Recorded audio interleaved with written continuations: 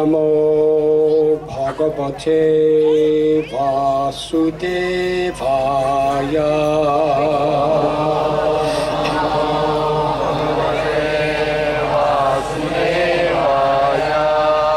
Om Namo Bhagavate Vasudevaya.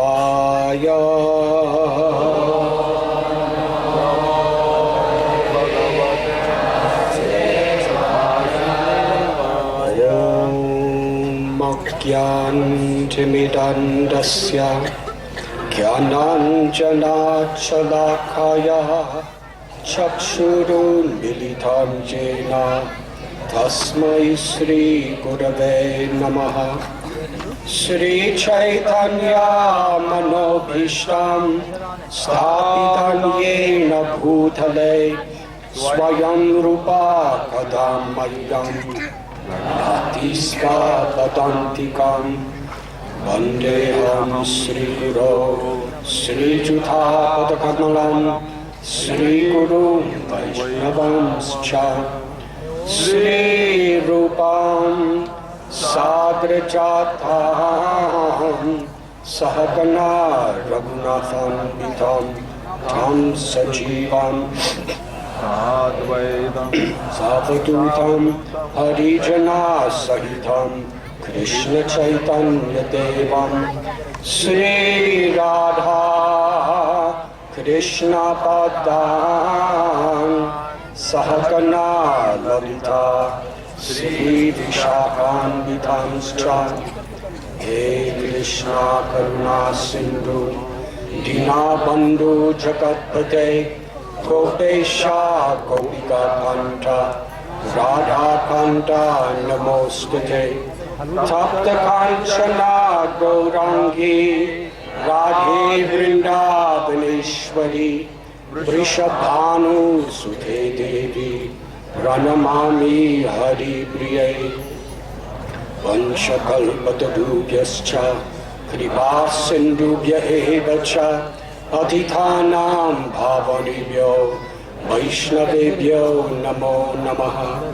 Sri Krishna Chaitanya Prabhu Nityananda Sri Advaita Gadadhar Shivasati Gaura Bhakta Vrinda.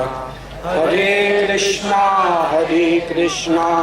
Krishna Krishna Hare Hare Hare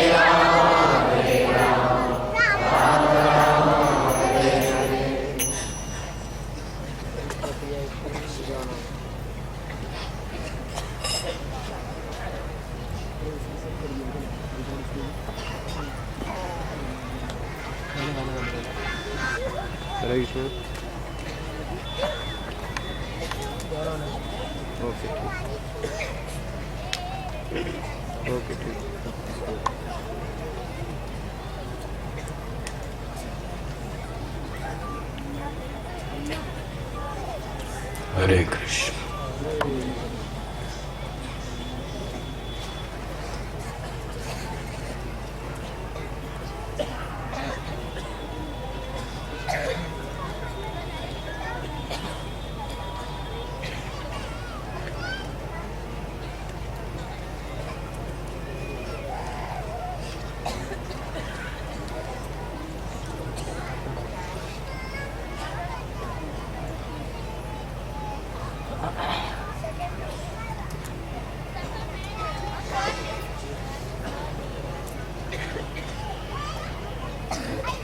In the Bhagavad Gita,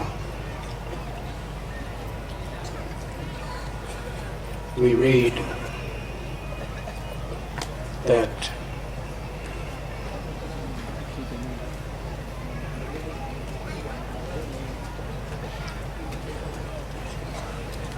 Abrahma Bhavana Loka Punar Avartanarjuna, that in this material world there is inherent suffering everywhere and in everything, because the eternal soul is seeking everlasting pleasure. The soul expects that and really can settle for nothing less. But when that immortal soul identifies itself in this Nigidi calls a yantra, a temporary machine of the physical body and the subtle mental body, we're thinking this is me, and we're trying to attract people to this misconception, and we are becoming infatuated by other misconceptions in the form of things and people. And it's such an endless cycle. And all solutions to our problems, without understanding this basic principle that we are all part and parcel of Krishna, of God. We are all eternal.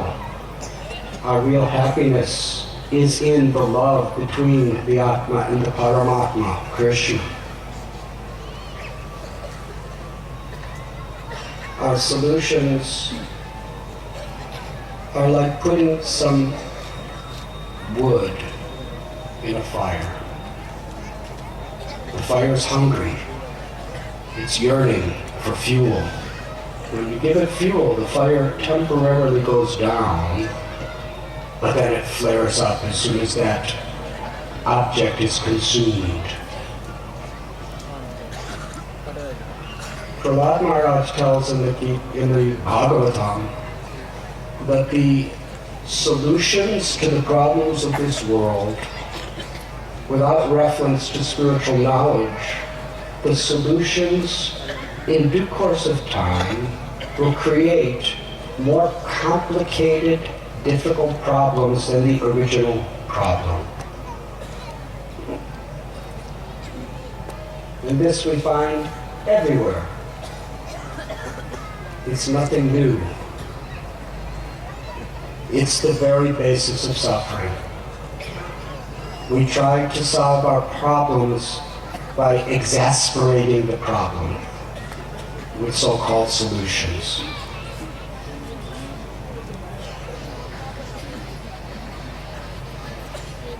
In the chapter of the Srimad Bhagavatam of Lord Brahma's prayers, there's that beautiful verse. It ends, Padam Padam Yati Padam Yatesham Samashitide Paratmalavaklavam. That when one seeks shelter of the lotus feet of Murari, the name of Krishna is Murari, which means he's the killer of the Mura demon. And so oftentimes devotees address Krishna in this way. In the Bhagavad Gita, when Arjuna was very confused and perplexed about everything that was happening around him, he was incredibly intelligent, talented, from such a high birth.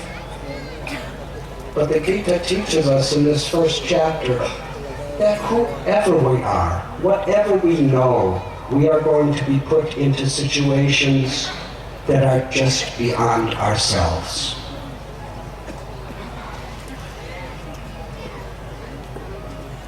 It may be in the form of disease. It may be in the form of economic disaster. It may be in the form of broken relationships. And again, it's in the form of frustrated desires. And how we respond to that frustration.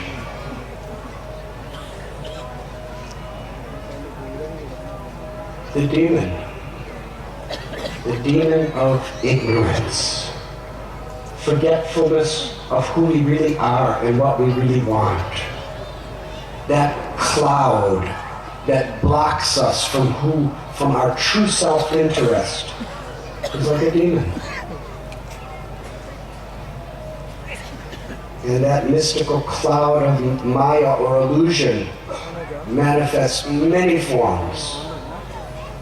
Lust, incredible, insatiable passions for pleasure, for profit, adoration, distinction, or the physical experiences of life.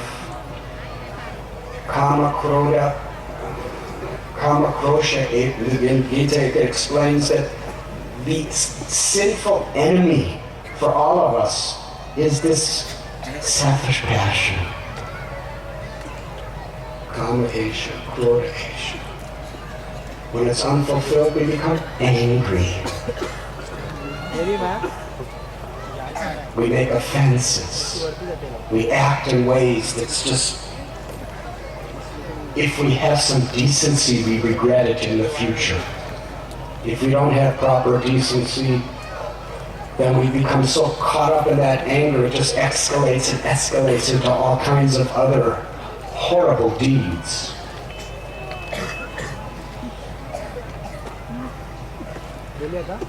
Lust, anger, envy, arrogance, greed, illusion. These are the demons that are killing the propensity for loving service to the Lord within our hearts. They're all born of avidya, ignorance. So Krishna is Murari because he descends into this world to slay the demons.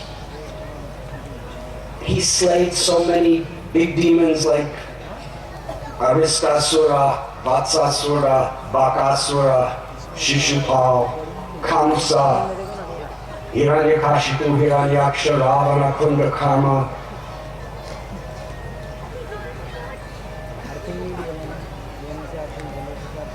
But the reason he kills all these gigantic demons is not only for the purpose of giving facility for the people of this world to actually attain the real aspiration of their desires,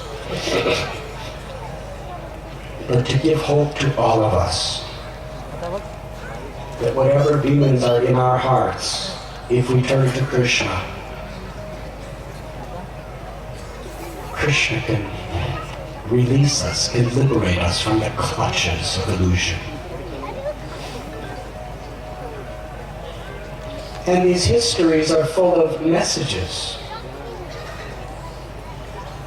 Because in each one of these avatars, the asuras that were causing so much illusion and corruption in the world were beyond anybody's ability to control. All of these demons that we just named, not only the sages or the rishis or the common people, but even the most powerful demigods could not stand before them. Ultimately, the only solution was to totally humble themselves and cry out to Krishna. Murari. Hey Murari, please kill this demon within myself and make me an instrument of your love within this world, rather than an instrument of Maya's envy, pride, and greed. That's essentially our choice. It's a choice that each and every one of us individually and personally must make. Do we want to be instruments of illusion? If we are going to be instruments of illusion, we have many choices within that realm.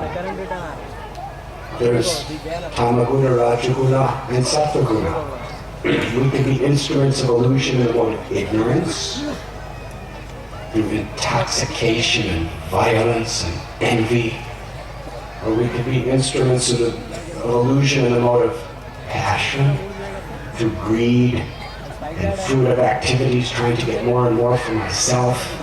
Or we could be instruments of illusion in the mode of goodness by trying to actually make this world a better place through philanthropy and charity and honesty and truthfulness, but no real conception of what is beyond death and what is the real needs of the soul.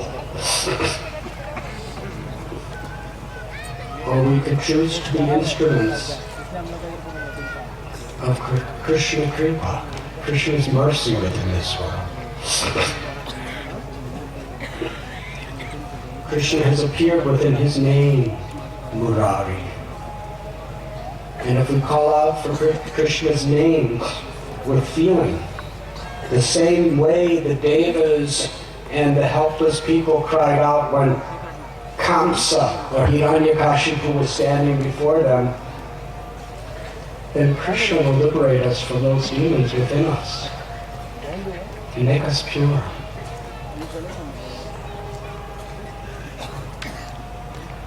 Those who take shelter of Murari, even the fathomless ocean of complexities of this material existence, it's described to try to liberate oneself from the sufferings of this world is like trying to swim across an ocean. Now, a champion great swimmer who has trained his body or her body in fitness may be able to go 10 or 20 or even 30 miles farther than you and me. But what difference does it make in the ocean? It's thousands of miles. And the Bhagavatam describes trying to cross this ocean with the help of other people who are covered by the cloud of illusion is like grabbing on to the tail of a dog who appears to be a really good swimmer to cross the ocean. He can give us the false hope. Look at this dog is really swimming good and I'm holding on and I'm not really endeavoring so hard. But you're both going to sink. Another example is trying to take shelter of the philosophies and the sciences and the people, however ornamented they are with degrees and with skills and charisma. It's like trying to cross the ocean by boarding a boat made out of stone. Even if that stone boat has jewels on it and has flags of our nation sailing above it in the wind, still it's stone, it sinks. But if we just take shelter of Murari, then that vast ocean of material illusion is reduced in size to the quantity of water contained in a hoof print of a small calf. Not even a cow. The Srimad Bhagavatam says a calf. They're so little and tiny and small, and calf prints, when you see them, they're like little baby prints.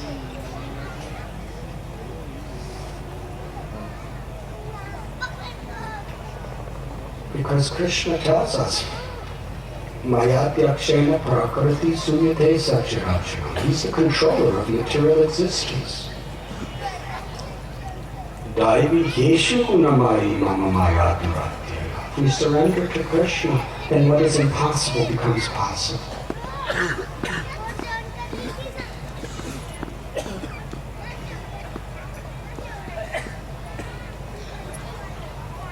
The time that we spend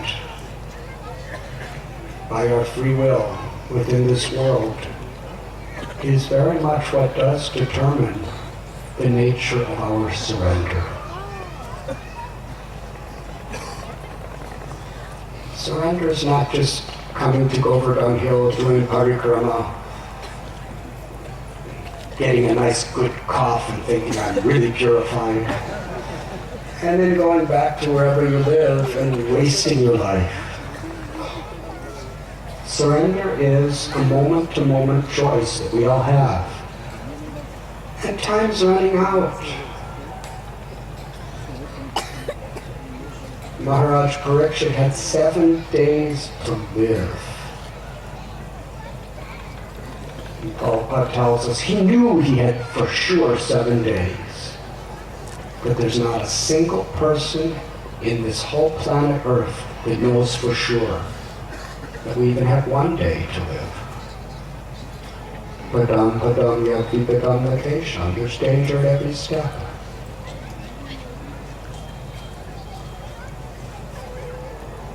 So we come to these holy places for many reasons. We come to realign our priorities in life. What is it that I really want? Who am I? What is the purpose of life? Sanatana Goswami inquired with these questions from Lord Chaitanya. People call me a scholar, and I believe them. I'm such a fool. But I don't know. Who am I?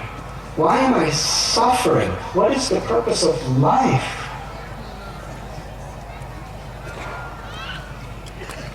Actual human life is to the extent we are living for the purpose of realizing the answers to these questions. And it is true that this world, whoever we are, it's very entangling. Even if you're trying to be nice, there's so many situations beyond our control that can make us really nasty people. Circumstances, anxieties, threats, fears, or just basically apparently good people doing nothing about the real problems. Birth, old age, disease, and death. So it is one of the primary recommendations, or let us say principles, of every great religion, and we're especially speaking about the Vaishnava Dharma, to go to holy places of pilgrimage with holy people,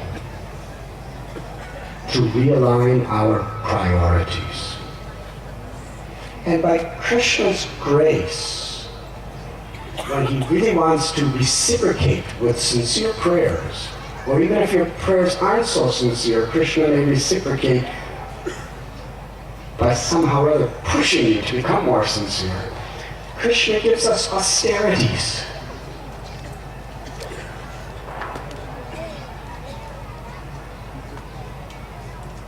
Those austerities should be welcome. Tapodidyam putra gayenam. Human life is meant for tapasya, austerity.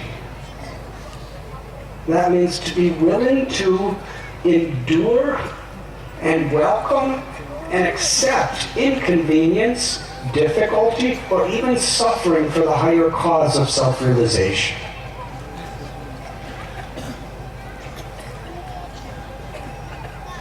I remember when Srila Prabhupada came to the community I was living in 1976. He sat on his seat, and the first thing he said was he just drove from the airport in a car. He said there was a sign on the way that there was road construction, and there was so much traffic jams because of the road construction. And there was a sign. Prabhupada noted everything from a very, very spiritual perspective. The sign said, temporary inconvenience for permanent convenience. And Prabhupada said, this is the illusion of this world. This is the promise, some temporary inconvenience for a permanent convenience. But actually, in the real sense, that's what spiritual life is for. We accept temporary inconveniences for the purpose of our sadhana, our seva, and it does create a permanent convenience. And then he said, without spiritual knowledge, what is the progress of human society? We judge progress by the evolution of human character. And the highest character is the character Vairagya Vidyanija Bhakti Yoga, of detachment from selfishness and egoism, knowledge of what is real and what is not real, and the fruit of knowledge and detachment is bhakti, where we act and utilize our body, mind, words, and everything in our facility for seva, for the loving service of the Lord. And then he said, the dog is running on 4 legs. And man and women are running on 4 wheels. What is the progress?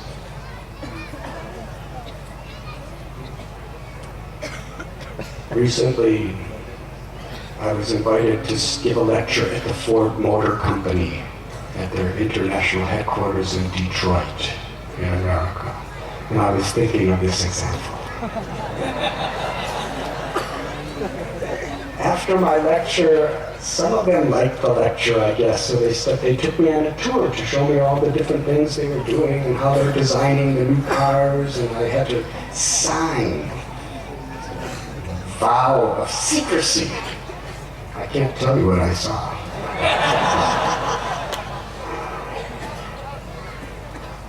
But there, for the next 10 years or 20 years, the new designs of the cars, and they were showing me how they work.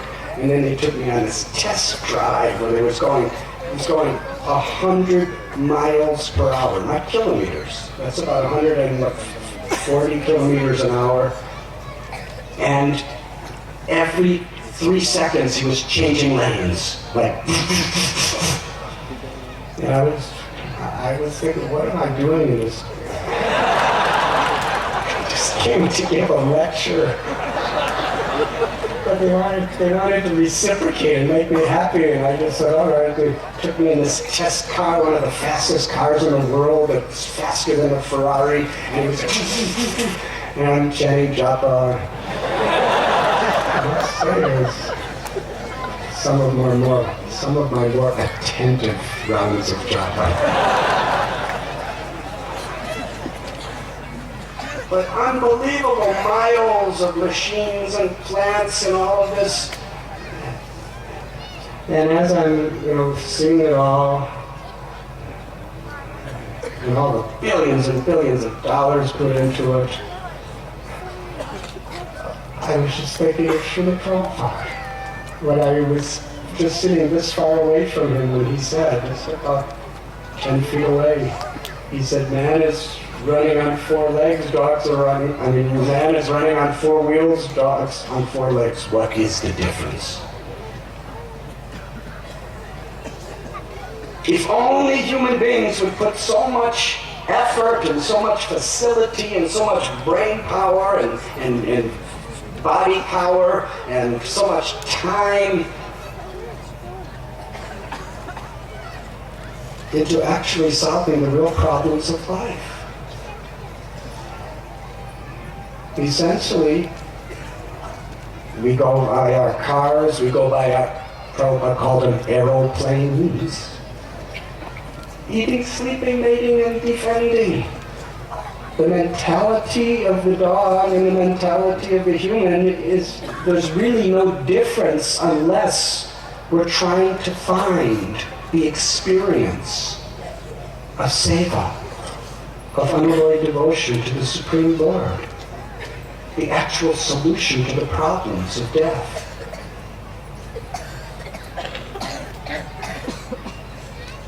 We come to holy places with holy people to remind us of this,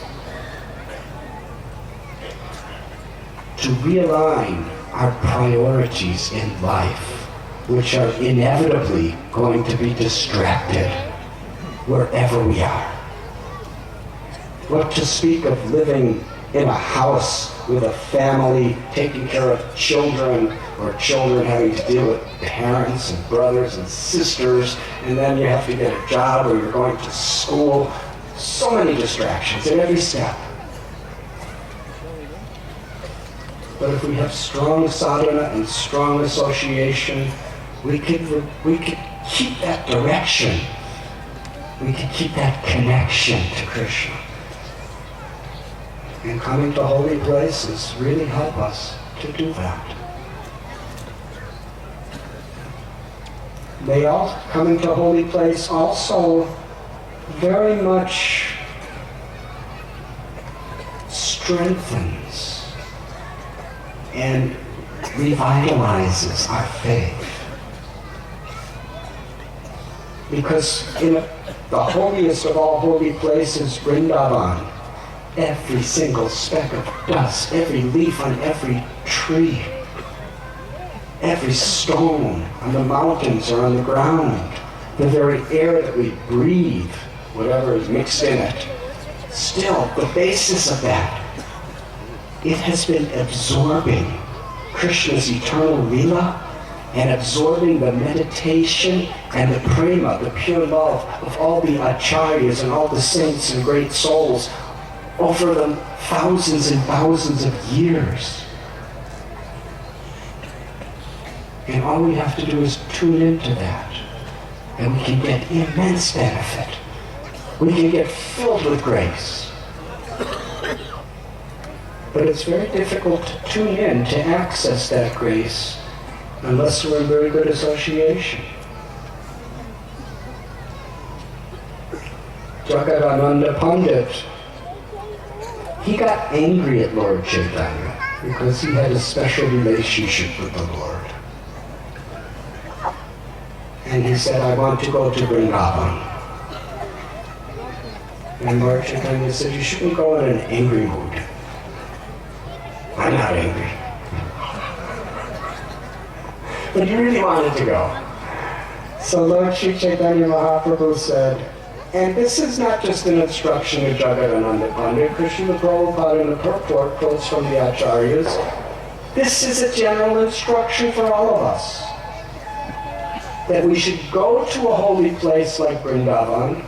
Don't stay too long, because the tendency is we get familiar with the residents there, we get familiar with the dham, we take things for granted.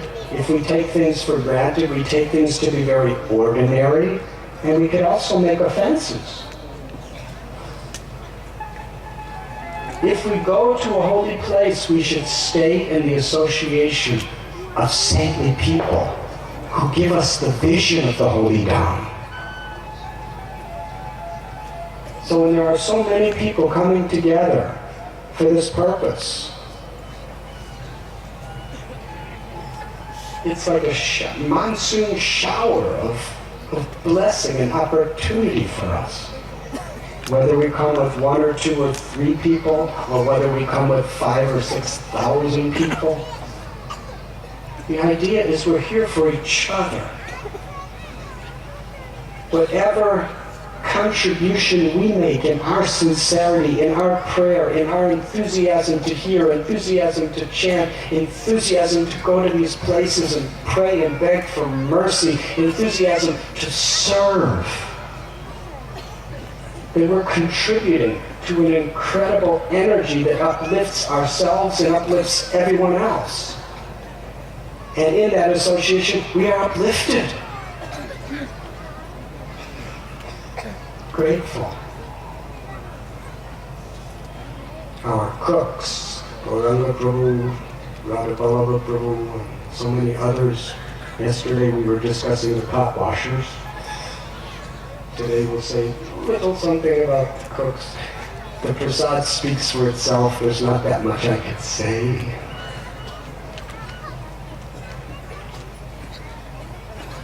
But these devotees, they spend months planning the kitchen, planning the menus, planning the bhoga, planning the preparations before the yatra even begins. And what Vamsidari, he's the who set up all of these railway systems. Damodari. Incredible. He's an engineer. Gauranga Prabhu is an IIT engineer. Radha Prabhu is an IIT graduate engineer also. And their pot washer has a master's degree at IIT as an engineer. This is the hierarchy. Those who have bachelor's degrees are the cooks, and those who have master's degrees wash their pots for me. Now for me, who only has one semester of a junior college, I'm fascinated by watching all this happen. And they're all coming to me for guidance. This is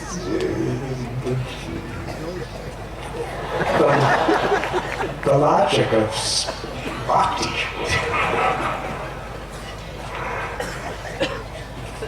And Govinda Prabhu, if he just glances upon any of them with dissatisfaction, they tremble. And Govinda Prabhu, did you ever go to college?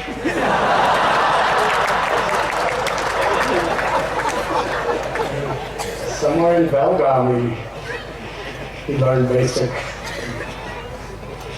Marathi and all that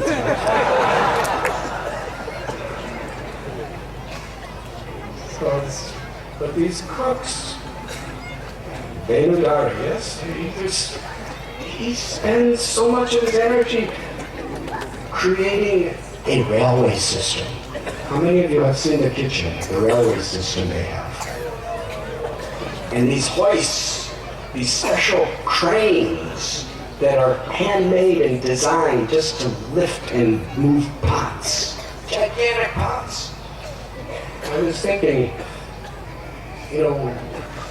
why be a weightlifter or a mystic yogi who could, do all kinds of mysticism? All you need is this crane.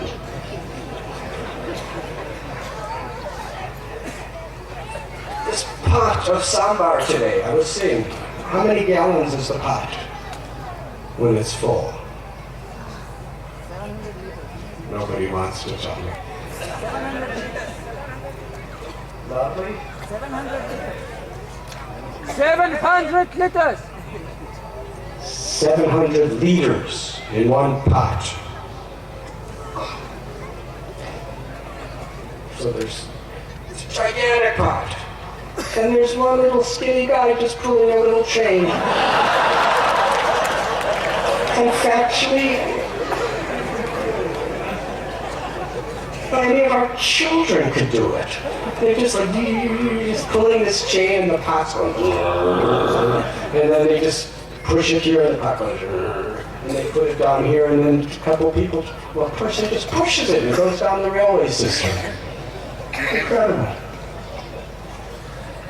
So much thought, so much devotion, so much dedication. And to cook, it's like 7 or 8 preparations for 5,000 people every lunch. And that's in between breakfast and dinner. And yet when I go to the kitchen, they don't seem stressed out. They seem like they're just...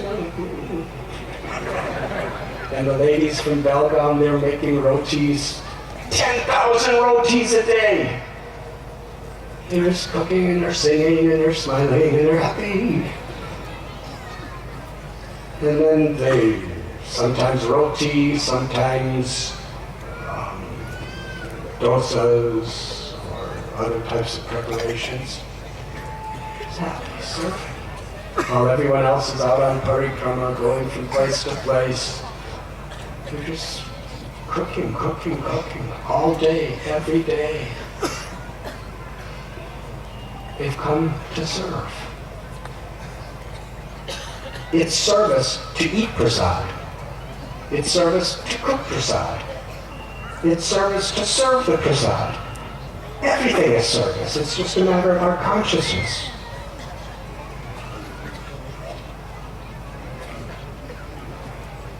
So we come to the holy places to become spiritually surcharged. And in the association of people who are eager to hear, eager to chant, not expecting things from me, but how I can be an instrument to inspire and make others happy and enlightened. That's how we make advancement. If we come to a yatra expecting, what am I going to get out of this? Expecting that I want this, I want that, I want this attention or that attention, we're missing the opportunity. We should come to serve, to be grateful that these people have been spending months preparing these menus, and now all of that energy, all of that devotion, all of that surrender and sacrifices in every morsel of this food. Let me be grateful and honor this prasad to my full satisfaction.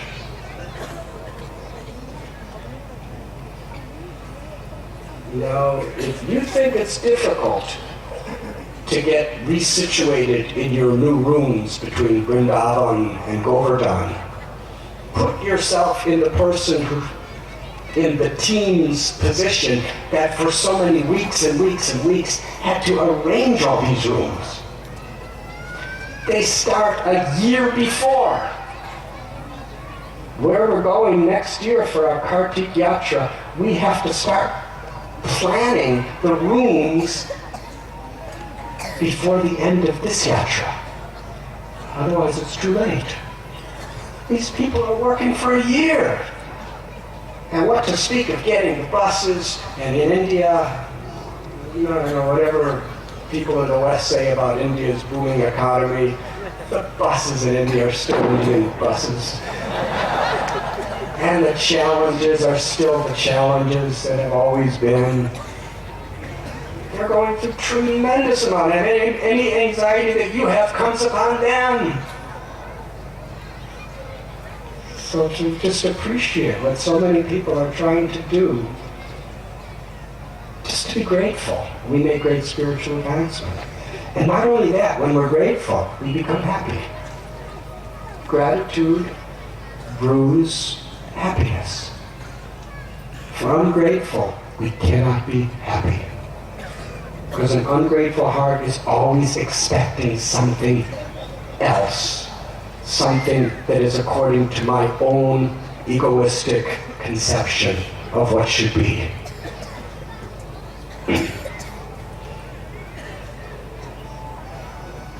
Gratitude is, I'm going to try my best to be an instrument to serve, to absorb myself in Krishna with a grateful heart.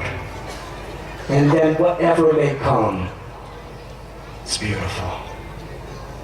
Accept it as grace and flow with the current of that grace to Karuna Sindhu, to Krishna, who is an unlimited ocean of love, kindness, and mercy.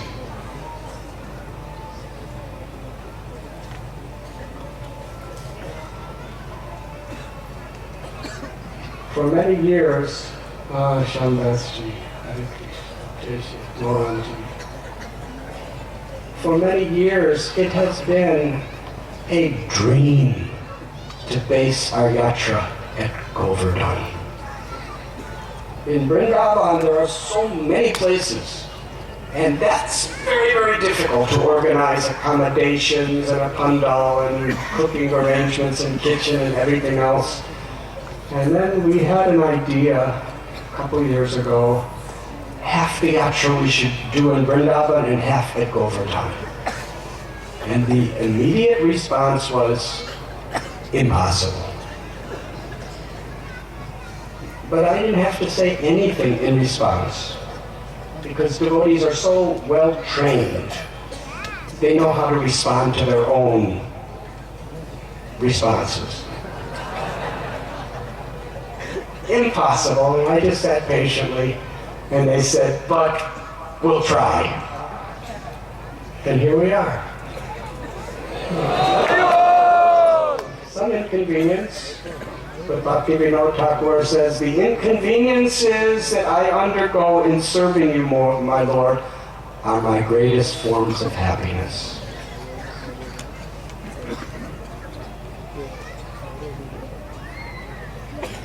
Yesterday, we were guiding all of you on a meditational parikrama of Nigidi.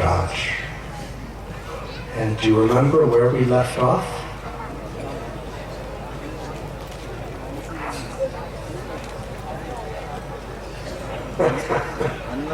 Aniyar. Now tomorrow, beginning very early morning, we're going to be preparing boga to offer to Nigidi. We'll bring the boga right, actually, to the lotus feet of Nigidi and offer to Govardhan Mountain. And how many stoves are going to be set up? Can anyone tell me?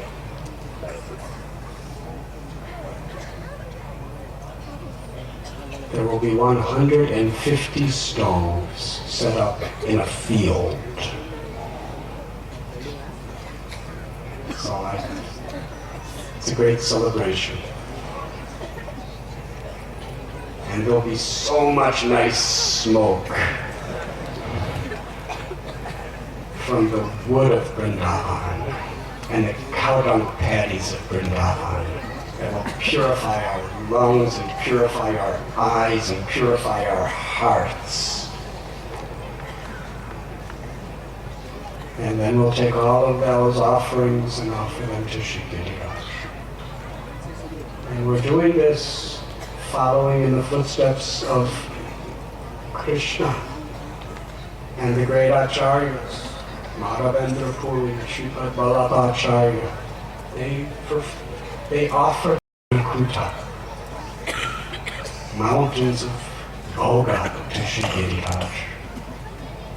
And we will be doing it in what is called Anakuta Kshetra, between Dana Nivartan Kund and Shankarshan Kund. So, going back to our parikrama, we come to Govinda Kund. Here, as we described on the day of Sri Govardhan Puja, after Indra, the most powerful deva in the region of Swarga Loka, he received such special mercy from Krishna. Konte aprati janehina me bhakta pranashyati.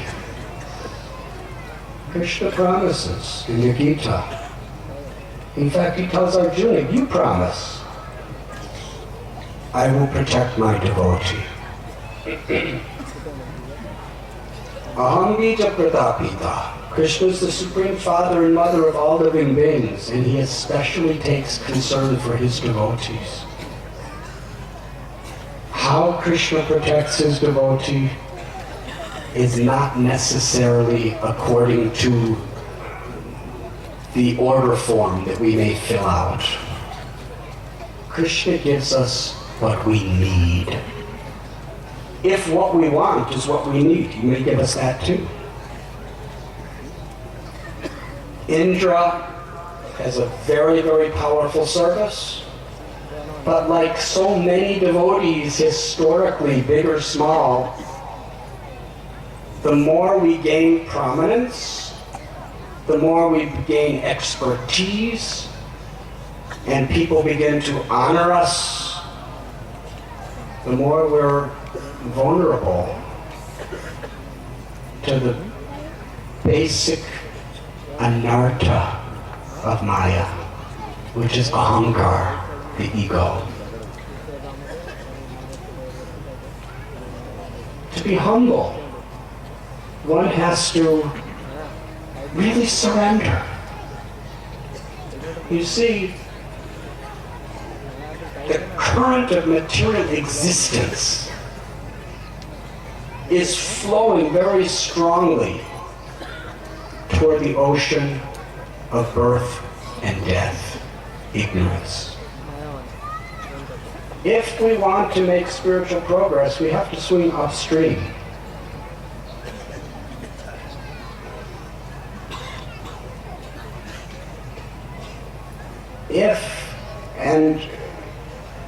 If we just are sincere, Krishna tells in the Gita, Ananyas chintayanto mam yejana paribhashate, that if you're just sincere to surrender in this upstream current, I will preserve whatever little you have, and whatever you lack, I will compensate. I will take you up. That is Pushti Marg. That is the path of grace. That is the basic principle of all the Vaishnava Sampradayas. That we are hopeless without grace. We can't connect to that grace and access that grace unless we humble ourselves.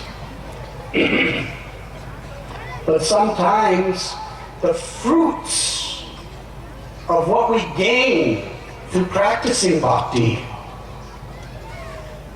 can distract us by making us proud. I'm a great devotee. And that's what happened to Indra.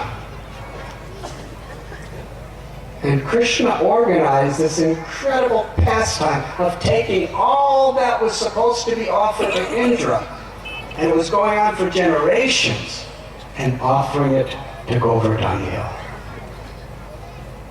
Now for the Brajavasis, whatever makes you happy, Krishna, that's all that matters.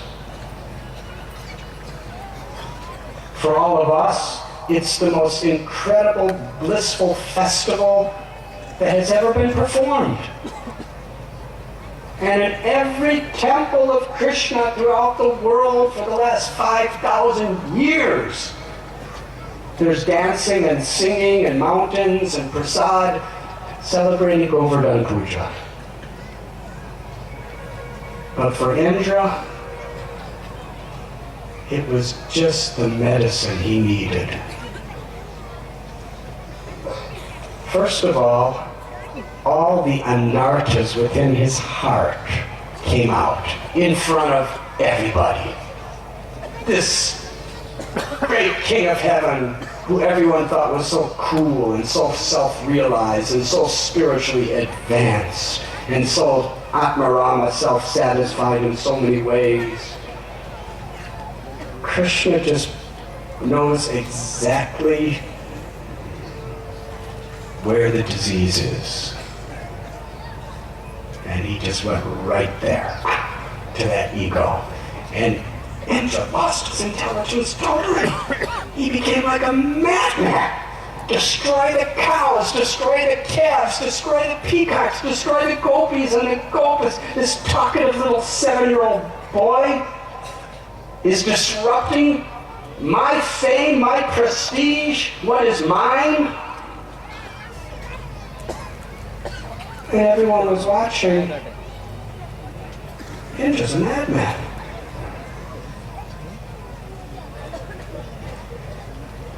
And Krishna could have taken the form of a Virat Rupa.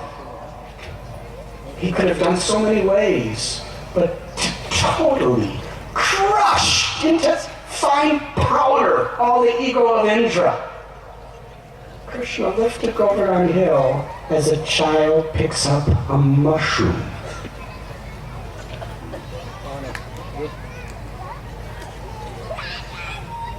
I have seen even 2-year-old little children pick up mushrooms. Yes, effortlessly. That's how Krishna lifted Govardhan Mountain. And then he held it. What's the weakest part of your body? Your little finger. The tip of his little finger. For 7 days and 7 nights. And Indra couldn't move a single grain of dust from the hill. Couldn't remove a single leaf from a tree. And Govardhan was in ecstasy, being touched by the little finger of Krishna's left hand. He didn't even notice the storms and the lightning bolts crashing against him. And the animals on Govardhan Hill, even though the rains were pouring on it, the animals were happy and dancing around because Krishna was just energizing Giriraj so much that just being in contact with Giriraj, the animals on the mountain were happy and dancing, and they were just looking at the clouds. It was like a nice bath for them.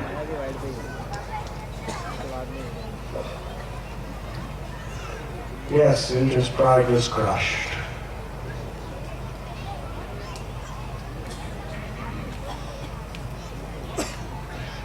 And there's a place around Govardhan Hill, we're going to skip ahead, and we'll come back to Govindakund.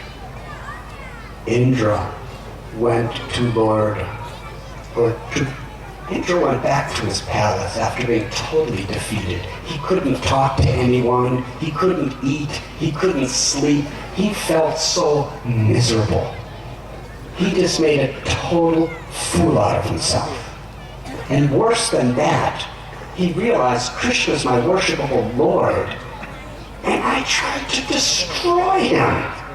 What a fool I am. This is the sign of a devotee. When you make a mistake, you don't try to justify it and make excuses about it. You learn from it. You become humble. Indra's a great devotee. He made a severe mistake, but Krishna transformed that mistake into a blissful 7 days where he and all the Brijabasis just performed beautiful, loving pastimes over Govardhan Hill. Day and night. But Indra realized I was so wrong. He was so repentant, but he didn't know what to do. So he went to his guru, Brihaspati. Brihaspati said, "You are a fool, Indra. What did you do? There's nothing I can do for you except go to Lord Brahma. He can help you." Indra went to Lord Brahma. Brahma said, "Just recently, I also made some pretty serious mistakes. There's nothing I can do for you. But Surabi, the mother of the cows, she loves Krishna with her gentle motherly affection, and Krishna loves her. If you want to be forgiven from your mistakes, you must go to those innocent, pure-hearted devotees who love Krishna. If she prays for Krishna to forgive you, then Krishna will forgive you." This is a very universal principle. Kaliya was very demoniac. He killed all the gopas. He killed Krishna's little calves, cows. He poisoned that lake near the Yamuna, and they drank it. And he died. And any bird, innocent little Brijavasi bird that flew over that lake, just the fumes of it, they fell in and died.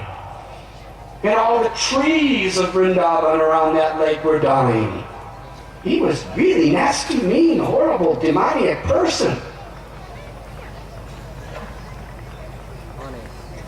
And Krishna, he saw his little friends dead, and he glanced upon them and gave them life. That's very important. Spiritually, we are all dead. Because really, what is death? There's no such thing as death. For the body, it's always dead. It's the soul that gives life to it. And when the soul leaves the body, the soul's not dead. The soul goes on to another set of clothes. And the body just, the elements of earth, water, fire, air, and ether just merge into the universal elements. It's just a change. Death is an experience of forgetfulness. So yes, in this material world, we have forgotten our eternal lives. We have forgotten who we really are. So from a spiritual perspective, most everyone in this world are like the living dead. But how to wake up to our true life? When Krishna casts his glance upon us, the glance of his grace, he gives us our eternal, all blissful life again. And then Krishna jumped in the lake. He started swimming around. And he was just a little boy, but he was splashing in such a way that he was making big waves. And this Kaliya, who had many hoods, was a gigantic serpent. He couldn't tolerate who dares to enter my lake. So he came and attacked Krishna. He bit Krishna. And then he wrapped his coils around Krishna.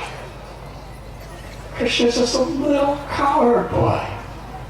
And Kali is a monstrous serpent. Now, when you walk around Govardhan at night, just when we were doing Govardhan Parikrama, my dear beloved friend Shandas Ji, who has come, let us welcome him. Radhanath Swami Maharaj. Shandas Ji was telling Radhanath Swami Maharaj and myself how he and Mohan Ji, who is also here, our Brijavasi guru, how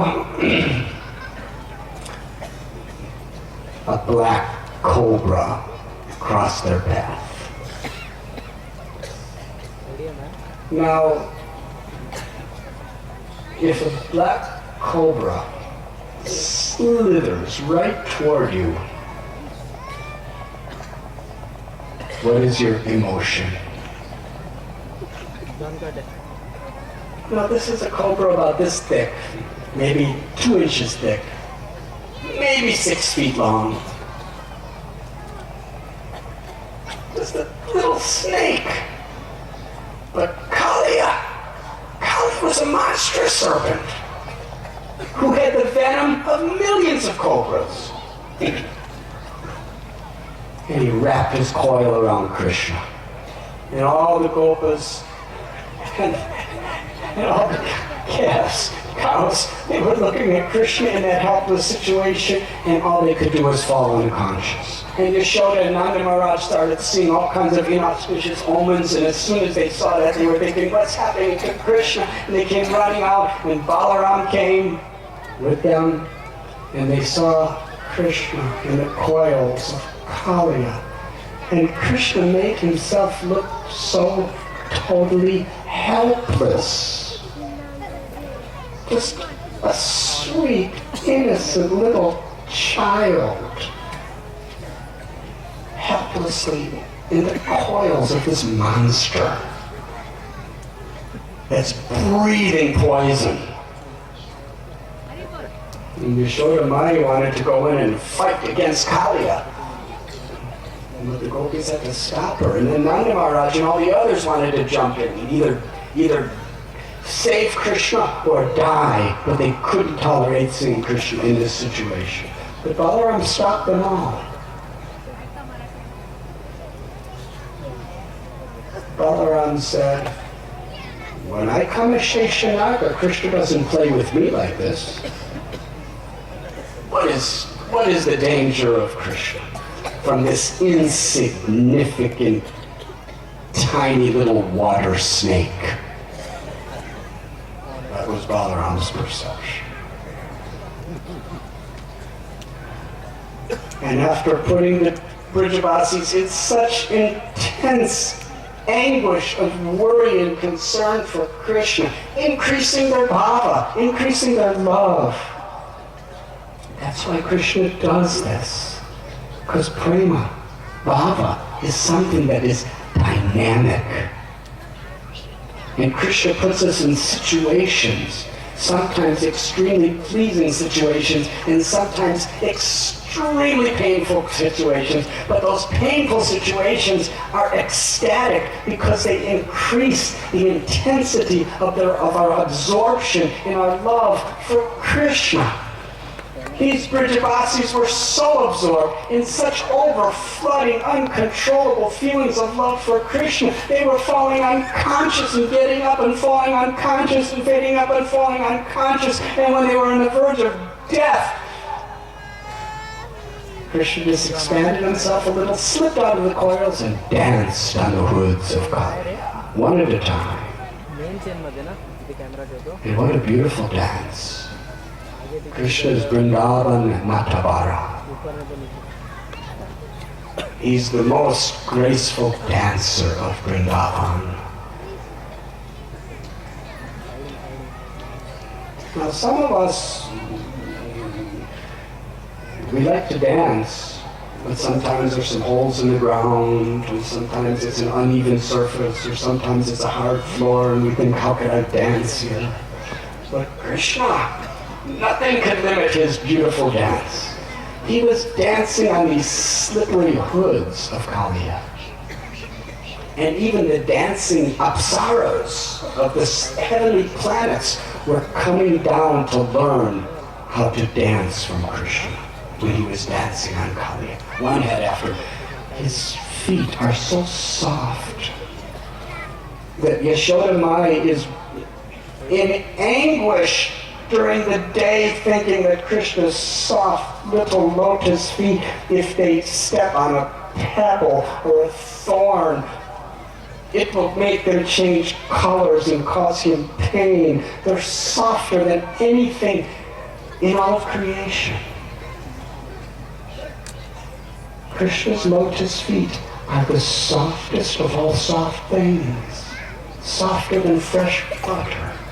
Softer than the most tender lotus leaf, softer than a very newly formed leaf from a tamal tree, so tender. And the gopis, they are feeling that if I put Krishna's lotus feet on the very softest part of my whole body, compared to his lotus feet, it's so hard it may cause him pain.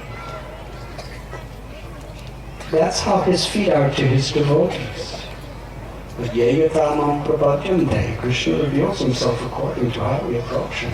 To Kaliya, every time Krishna touched him with his feet, it was like a massive thunderbolt crashing against his head.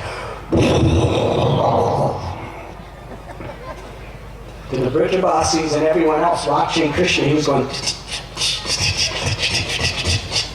with his feet dancing, very sweet rhythm. I'm sorry about that. But to Kali it was crushing him. And one of his heads, all of the poison started, he was vomiting out all the poison. I'm not going to imitate that one. And then after all the poison's out, he starts vomiting blood. Whoa, that one's not so bad.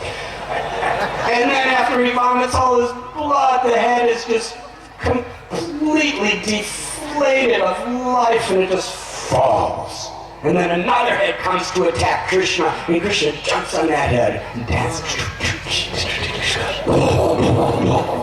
Until all of the heads of Kaliya are devastated, crushed. And Kali is in a completely helpless condition. And he actually realizes that I'm finished. And for the first time in his entire life, he became humble. At that point, the Nagapatnis, the wives of Kaliya, who were great devotees of Krishna, they came with folded hands to offer prayers to Krishna. Their prayers were, our husband is such a mean, nasty, cruel person. We're your devotees, Krishna. When you were dancing on his head, we were thinking, yes, very good, let him die. Because then he'll be liberated. But now, for the first time in our lives, we're seeing that he's humble. He's actually looking at you to take shelter. So please give him your shelter. After all, he's a snake, and snakes are by nature envious like this. So he's just acting according to his nature, but by your mercy, the same beautiful, purifying lotus feet that Lord Brahma and Lord Shiva and the goddess of fortune are always seeking to get shelter of. The greatest sages and rishis and yogis, they are yearning and longing, sometimes lifetimes of austerity, to even get a glimpse of your lotus feet. And those same lotus feet have been dancing incessantly on the head of our husband. He's become purified. He's become humble. Please give him your mercy, my Lord. And Kaliya listened to his wives. And Krishna turned to Kaliya, and Kaliya offered prayers of surrender to Krishna. What was his refuge? It was the prayers of the Nagapatnis. The prayers of his wives, who were great devotees, that actually facilitated him to be totally forgiven for all of his misdeeds. And according to the Puranas, Kaliya was given such a high position. He had to leave Vrindavan, but sometimes instead of riding Garuda, Krishna rides Kaliya. He got to be Krishna's servant, eternal servant.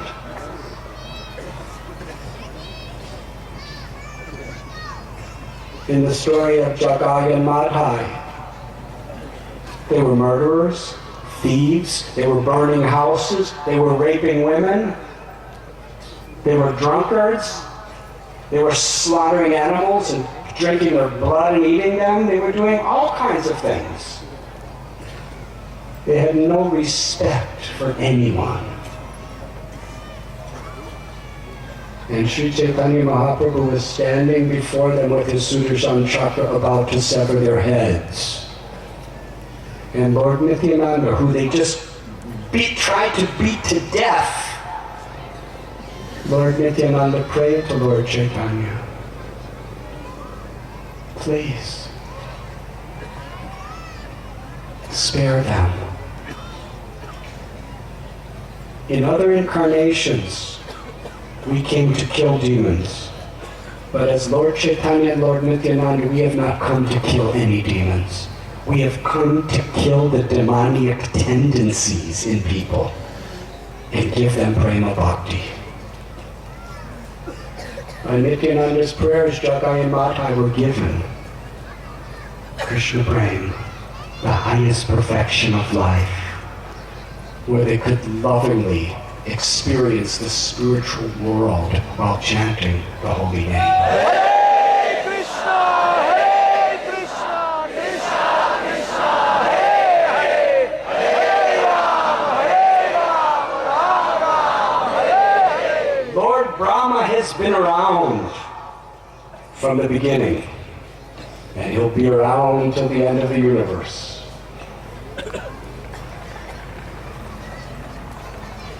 He knows. And he told Indra, Surabhi, Krishna loves her, and she loves Krishna. If she prays for you, then Krishna will forgive you. This is an eternal principle. Srila Prabhupada, he would tell us that Srimati Radharani is not only the eternal loving consort of Krishna, his pleasure potency, Hladini Shakti, but she's the mother, the loving mother of all living beings. And if we take shelter of Sri Radha in her motherly nature, by being the servant of her servants, with a sincere intent to improve ourselves and to please those who she loves, then Sri Radha will approach Krishna and say, please forgive this devotee for whatever he or she has done, and please accept this devotee as your own loving servant. Give this devotee your love.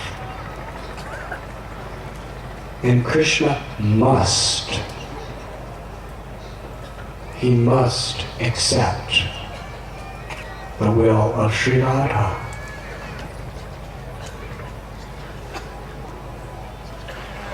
Srila Prabhupada asked us, and we asked him, what was our qualification for understanding the Leelas of Vrindavan? He said, you had no qualifications. He said, with all humility, he said, I made your qualifications. Because when we become the servant of the servant of the servant, Sri Radharani appeals for us, and Krishna must accept.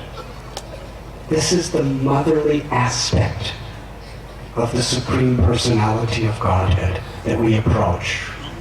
When we chant this Maha Mantra, Hare is a call for Sri Radha, Hara. Krishna is Hari, who steals away all of the inauspiciousness from our hearts and then steals our hearts. Through the path of bhakti, the sour yogurt of our consciousness is churned. Through our sadhana, through our seva, it's churned into sweet butter. And then Hari, Makanchor, steals our hearts. But Sri Radha's Hare, because she steals the heart of Krishna through her love. So first we approach Sri Radha, and when she is pleased, then Krishna naturally, spontaneously accepts us. Hare Krishna, Krishna Krishna, Hare Hare, Hare Rama, Hare Hare. So this principle Brahma understood. So here is Indra, the king of heaven, coming to this mother cow, begging for her mercy. And Mother Cow says, of course I will help you. Let's go to Brajbhumi. And there's a place called Surabhi Kund. We stopped for a few minutes there. I really wanted to speak, but I had a very sore throat. And I really wanted Radhanatha Swami Maharaj, my very, very beloved senior godbrother, to speak. But he was just so totally immersed and absorbed in some bhava of bhakti that he didn't speak.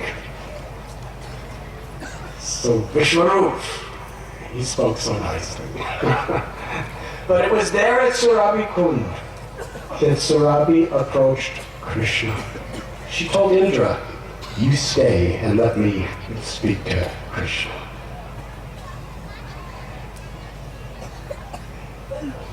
And with such sincere, loving heart of compassion to Indra, she knew what Indra tried to do to all of her children, the cows. She knew what Krishna tried to do, what Indra tried to do to her beloved Lord, Krishna. But still, even though it was a very personal thing for her, what Indra tried to do to her beloved Lord, to her beloved descendants, the cows and the bulls and the calves, and to all of the devotees who she worships, like Nanda and Yashoda. But when she saw that Indra was repentant, with her heart, she appealed to Krishna to accept him. And Krishna accepted. If a fallen soul thinks that we can approach Krishna directly, it's very difficult. Because really, there's so many walls of ego between us and Krishna that we don't even... The less we know about this ego is the evidence that there's more. Yes? When you're in total darkness, you don't see all the walls in front of you. As the light comes, you see more and more. There's so many walls.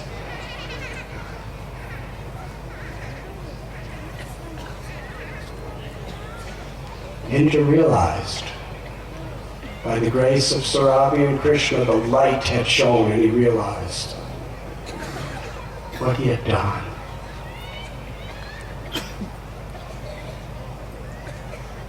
So we must go through Krishna's devotees to receive his grace. And then the doors to the highest liberation open. And then Krishna came and offered his prayers to Krishna. And Krishna listened. 7-year-old little boy. He told Indra, don't do these things again. How many times? Indra wanted the whole universe to know that Krishna is my Lord. I am his humble servant. We want to perform the Abhishekam. And Surabhi said, we don't care about any other Indra but you, Krishna. You are our Indra. And it was at Govinda Kund that it was the official statement to the whole universe that Krishna is the supreme Lord of all lords. Brahma, Shiva, Indra, Vayu, Varuna, Agni, Yamaraj, Kuvera, and everyone else, the Apsaras, the Gandharvas, the various sages and the rishis and the wives of the sages and the rishis. And they came with gifts to offer to Krishna. Surabhi, with her own milk and the milk of the Surabhi cow, she performed the Abhishekam of bathing Krishna. And Airavata, the white elephant carrier of Indra, brought water from the Akash Ganga, the Ganga of the heavenly worlds, and bathed Krishna with that. There were 108 kunds from 108 prominent devatas where that water that washed Krishna around Govardhan Hill. Some of them are still there today. And they had beautiful arti and beautiful thrones, and Krishna was coronated as Govinda. His eternal name in the spiritual world of Goloka descended through a divine voice proclaiming that Krishna is Govinda, one who gives the highest pleasure to the senses, to the cows, and to Mother Earth.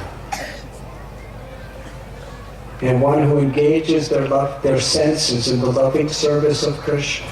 Sarvopadiva nirmatvam tatparakvena nirmalam rishikela rishikesha sevanam bhakti.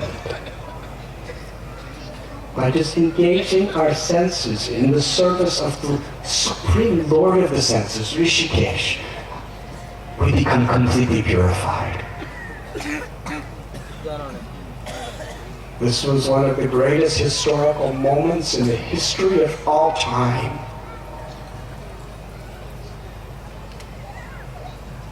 And the water that collected from that Abhishekam is Govinda Kund. And as all the devotees left, the little cowherd boys, they came and saw all this paraphernalia, and they just had fun. They put Balaram on the throne next to Krishna, and they started offering artis and fanning him with heavenly chamaras, and they were having such fun. They were joking with Krishna. They didn't see him as God, they just saw him as a friend, and all this, their little cowherd boys, and all this heavenly paraphernalia for worships all over the place. So for them it was just play. And when the demigods looked and saw how the gopas were playing with Krishna, the intimacy, the sweetness of their love, the devatas and the sages and the rishis realized, in comparison, we have no love at all. This is Vrindavan. And then Mandir and Yashoda came. And they offered the arati to Krishna. In Vatsalya Rasa, loving parental affection. That is Govinda Kund.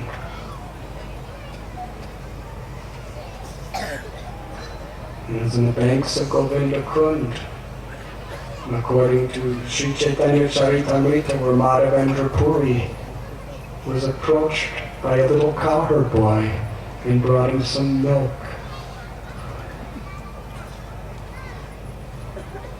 He said, in this village of mine, Krishna was in disguise. He said, nobody goes hungry. Some people, they beg for food and we supply them food. Some people are so humble they don't even beg like you, so I've personally come to supply it. Because some of the neighboring ladies, these Brijavasis, were at a well close by. They were coming to Govinda Kund even to collect water, and they told me that you've been sitting here just chanting all day long without eating anything, so I've come to give you some milk. I'll come back to collect the pot. He drank the milk, and when he drank the milk, he became very intoxicated. It was very special milk. Not intoxicated like people like to get intoxicated. Intoxicated with love, with gratitude, with devotion. And he chanted, and that little boy came back and revealed to him the deity of Gopal on the banks of Govinda Kund. And Shandasji, from the literatures of the Sri Sampradaya, beautiful, beautiful stories of how Srinathji appeared. Srinathji's inconceivable, unlimited, and incredible. It can appear to many people in many ways. Especially, his very, very great, empowered expansions and devotees.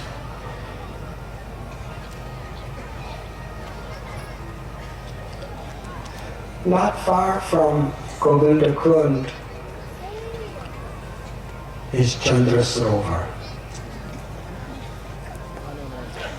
During the springtime, Krishna performs his Ras Leela with Sri Radha and the Sakis and the Manjaris and the Gopis at Govardhan Hill.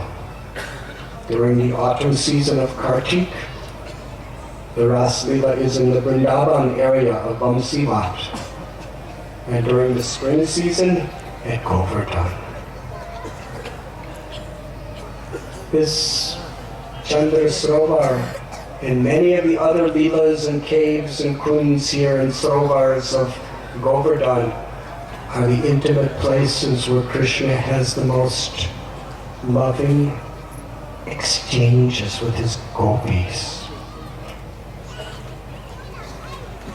And since Krishna appeared in the dynasty of Chandra, the moon, when the full moon rose, in order to facilitate Krishna and the gopis' loving Leela. Through his rays, filled Chandrasarovar with nectar. The nectar of whose fragrance and taste was there simply to facilitate deeper, more pleasing experience of Ras Leela. As Chandra, through his moonlight, through his nectar, participated. And it was there at Chandrasarovar where the Ras Leela is eternally taking place, that the great Vaishnava poet Surdas performed his bhajan and wrote so many of his beautiful prayers. Not far from there is a place called Paita. Krishnadas Kaviraj Goswami explains in Chaitanya Charitamrita a wonderful Leela that took place there. At one time during the Ras Leela, Krishna left Sri Radha and gopis and was hiding from them. Sambhog and Vipralamba, the dynamics of praying or love. That when there's the meeting, it intensifies the experience of the love, the praying. And in separation, it only intensifies it more. And in that separation, when there's again meeting, it intensifies it. So this Sambhog and Vipralamba, the two are constantly in Vrindavan harmonizing each other to heighten the experience of the ananda, the ecstasy of Krishna and all of the devotees. So Krishna was hiding, and the gopis were searching for him, and they found him.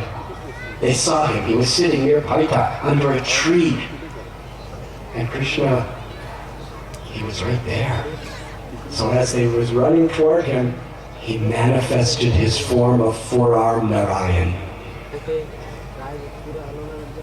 And the gopis sing that it was Narayan, the supreme absolute truth, the personality of Godhead, who is the Lord of all lords, who's the source of everything that exists, who is the controller of all controllers.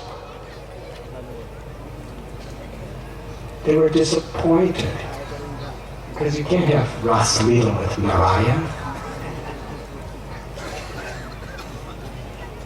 Did you ever see any paintings of girls dancing with four-armed Narayan? It's not his bhava. So the gopis, they bowed down to Lord Narayan. They bowed down, and Narayan said, I will give you whatever blessing you want. What blessing do you want? Because he's Varadraj. He's the giver of blessings. They said, there's only one blessing we wish from you. Please tell us which way Krishna went. So Narayan, with his four hands, he went this way. So gopis ran that way, looking for Krishna. They didn't care anything for Narayan. Because this Aishwarya Bhav, the bhava of loving God because of his supreme, majestic, controlling, ruling power of the source of all universes, the king of all spiritual worlds. From the perspective of Vrindavan Bhakti, it cripples the relationship. In Vrindavan, Raghunath Das Goswami writes that Krishna is pleased when saints and pure devotees are chanting hymns in glorification of the Supreme Lord from the Vedas. But Krishna feels 10 million times more pleasure than hearing the Vedic hymns chanted by completely pure-hearted saintly rishis and devas. 10 million times more when the Brijavasi ladies chastise him with harsh words. That is Vrindavan. This is the secret of the highest, most intimate revelations of all the great scriptures of the world.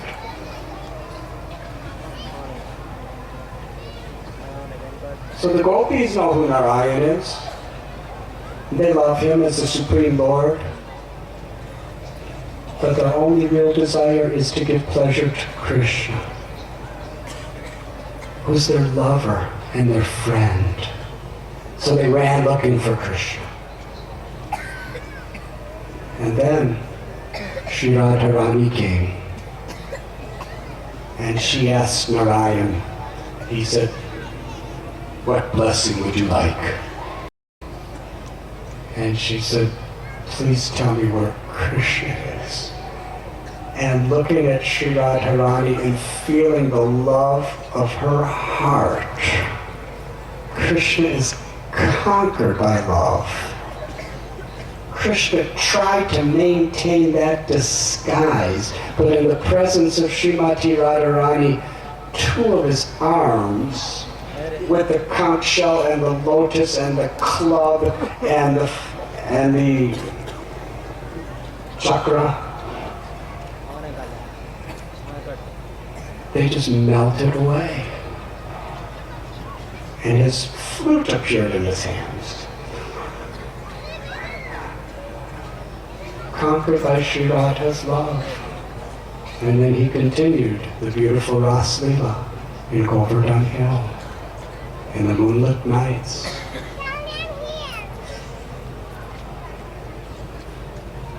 There's a temple a little bit on the hill of Doka Dauji.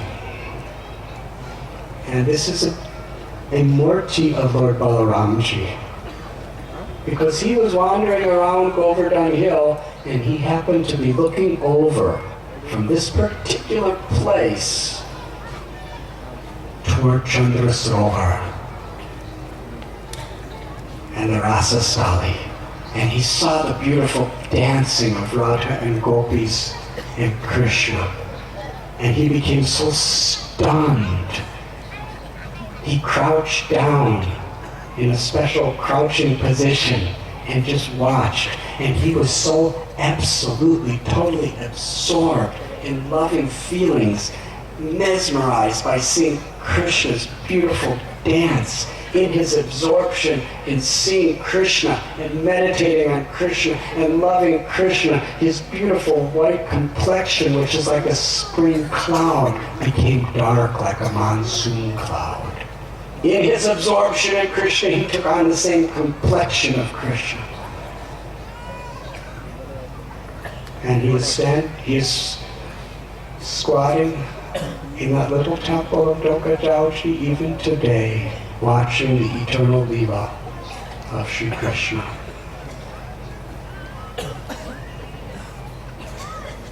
As we move further in our parikrama, we pass by Shankarshan Kund, which is dedicated to Sri Balaramji, who expands himself as the whole Braj Bhumi to facilitate the loving pastimes of Krishna and all the devotees. Then we come to Apsara Kund. And close to Apsara Kund is Punjari Kund, or Navala Kund. According to Puranas, we read that 24 of the incarnations or avatars of Krishna, like Matsya, Varaha, Narasingha, Ramchandra, they are eternally performing pastimes on the banks of Apsara Kund. In fact, when Krishna would herd his cows on Giriraj with his little friends, the Gopas. On the banks of Apsara Kund, he would reveal to them his different incarnations, just to give them happiness. Still, even though they're seeing Krishna become Varahadev, they're seeing Krishna become all these different avatars and playing these different leelas, instead of worshipping him as God himself, they just played with him in these forms. Krishna took the form of Ram to build the bridge across the Indian Ocean in the form of Apsara Kund, and the little Gopas all took the forms and the moods of monkeys, and they were all helping Krishna in the form of Ram, and Balaram became Lakshman to make this beautiful bridge.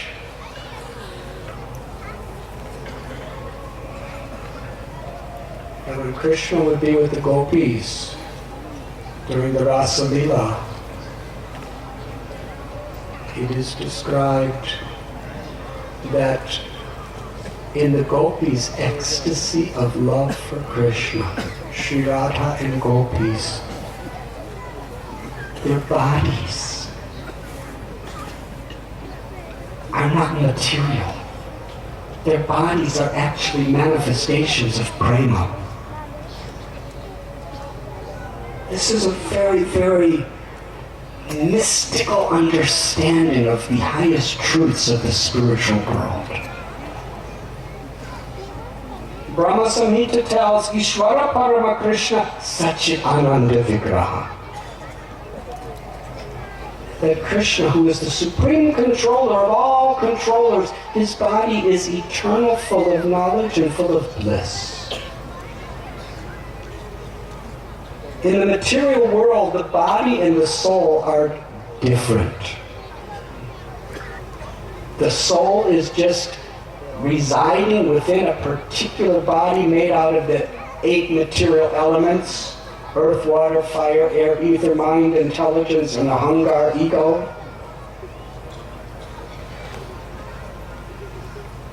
But in the spiritual world, the body and the soul are non-different. The body is the manifestation which facilitates the love of the soul. It is the love. It is the form of the soul, of the love of that person. So the Gopis, in their love for Krishna, in the Ras Leela, sometimes their hearts would melt in such deep ecstasy of love that their bodies would melt as well. And in reciprocation, Krishna, as his heart melted, his body also melted into rasa, sara and rasa. And the Gopis' love filled Apsara Kund, and Krishna's love filled Navala Kund. And when we go to these places, just by seeing them, just by offering our prayers and our devotion, by sprinkling some drops of water or by bathing, we are literally becoming sanctified, purified, and blessed by the supreme prema of Radha, Krishna, and the Gopis, as they are eternally performing their Rasa Leela on the Aprakata platform, the eternal platform, on the banks of Navala and Apsara Kund.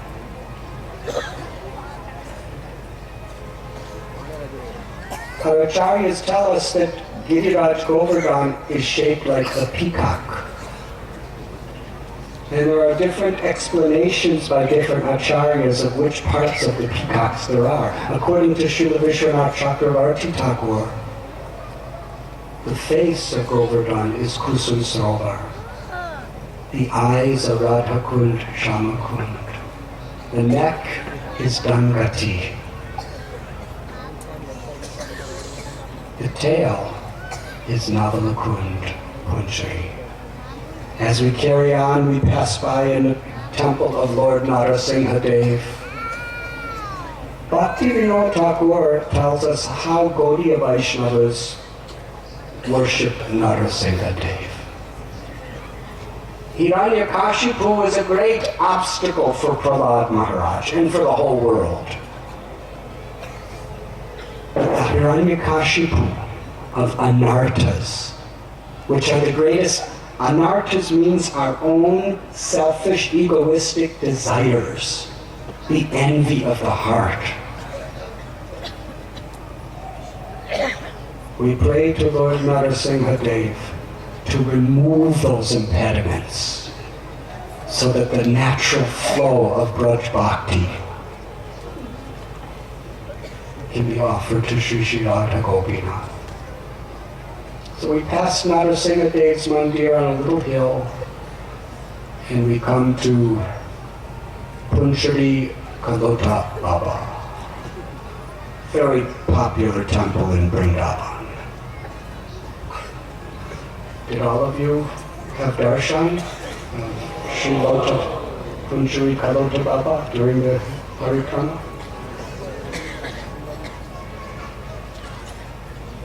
Lota Baba is a cowherd boy from the Govardhan area. And one day he cooked bhoga for Krishna and Balaram. He was waiting for Krishna and Balaram to come to offer. But on that particular day, Krishna and Balaram were with a Krura going to Mathura. Lota Baba said, "I've prepared prasad for you. Please have my prasad." And Krishna said, I will return the day after tomorrow.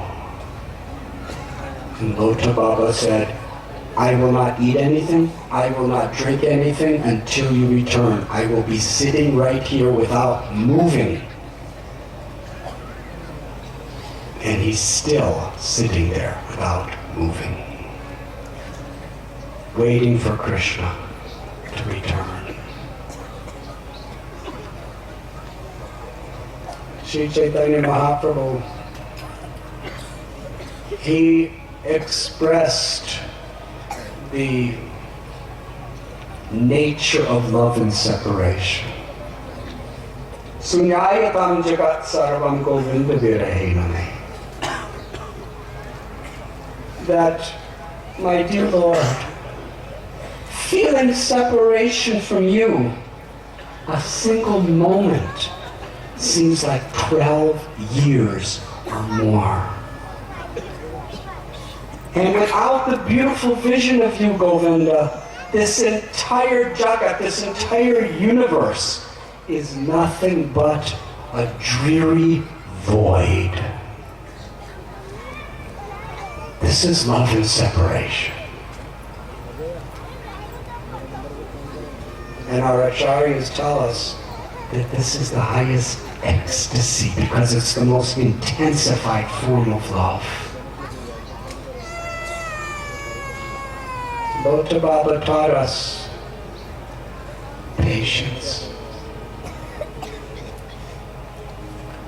Now, as you can tell, sometimes I kind of wander off the direct parikrama path in the form of the stories I'm telling. But what to do?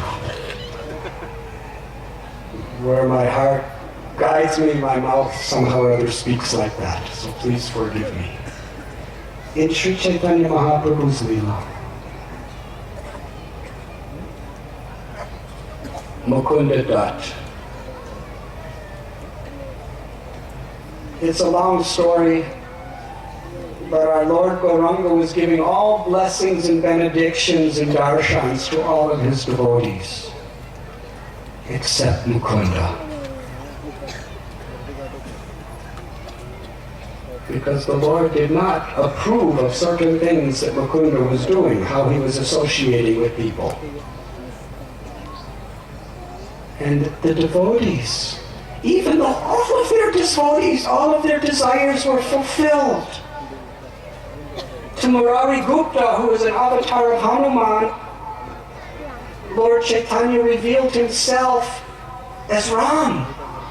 And Murari saw next to Ram was Sita and Lakshman. And then Murari saw that he himself had a tail. And he realized, Hanuman.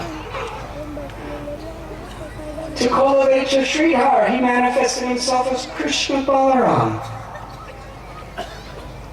Everyone was so happy. But the nature of a devotee is paradukkha dukhi. Devotees love each other. And another person receiving mercy is at least as important to myself as getting mercy myself. There was an unlimited monsoon downpour of mercy pouring upon all of the devotees. But not even a drop was touching Mukunda. So Srivas, he begged Lord Chaitanya, why don't you give your mercy to Mukunda? Punish him, do anything, but don't ignore him.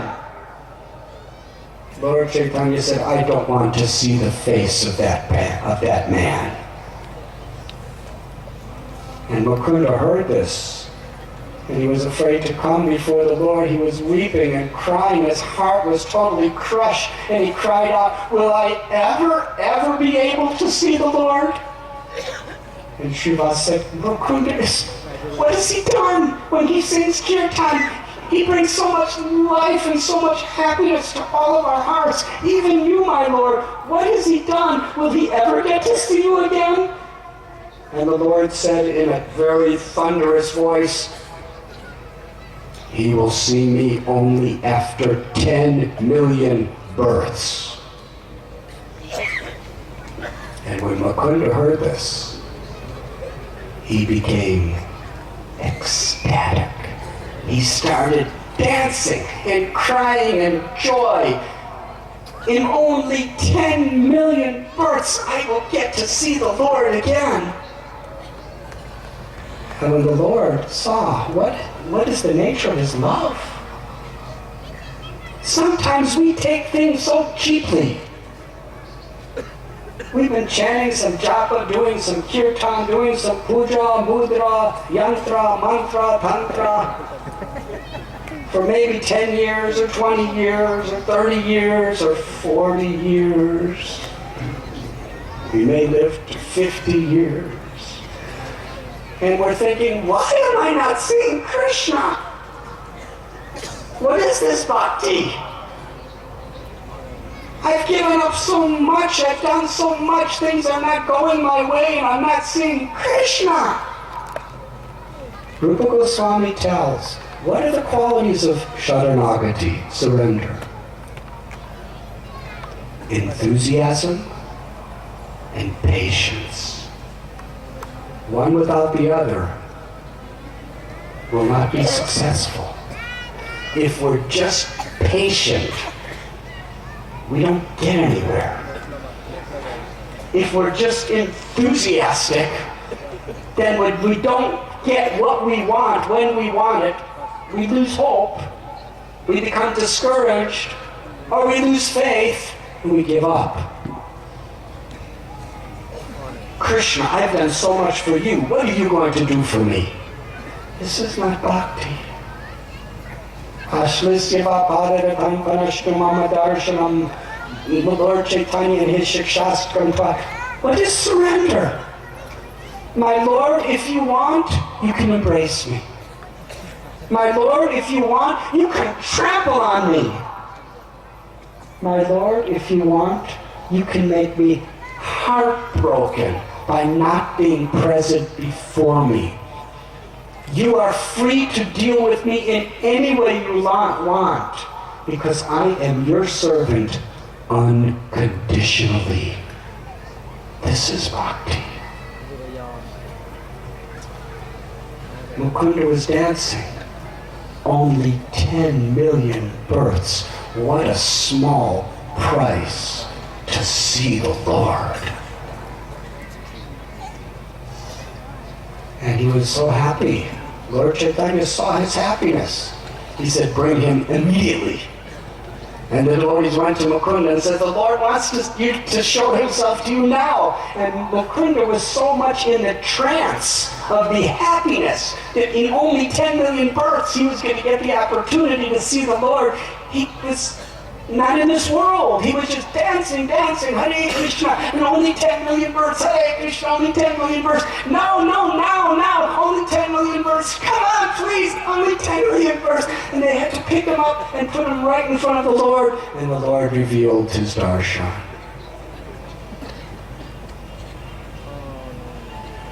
And Sri Chaitanya said to Mukunda Dutt, I wanted to show the world the quality of your devotion.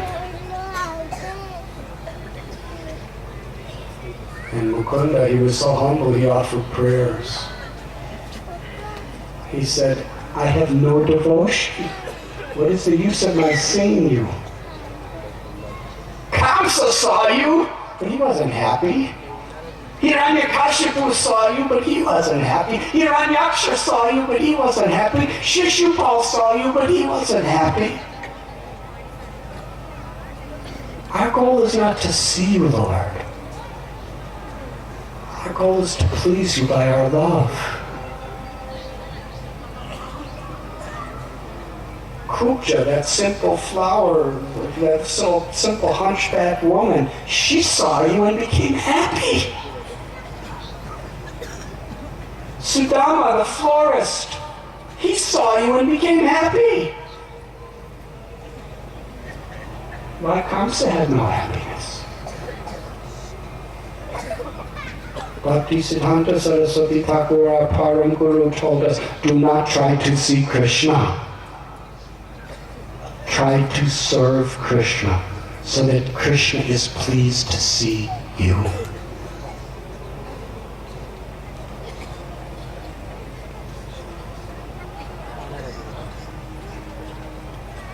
Lota Baba, his love, the intensity of his love. 5,000 years, he doesn't eat, he doesn't drink, he just waits for Krishna. Whatever you offer him, he just keeps it for Krishna. And the Brajavasis consider him none different than Hanuman. Because that's the same spirit of Hanuman. Everything and anything for Ram.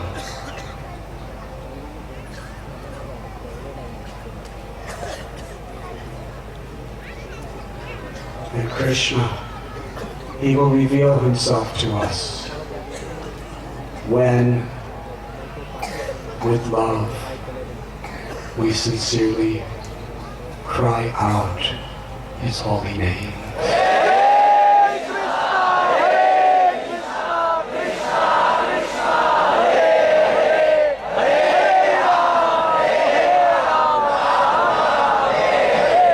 Krishna wants to reveal himself today, or in one birth, or 2 births, or 10 million births, doesn't matter.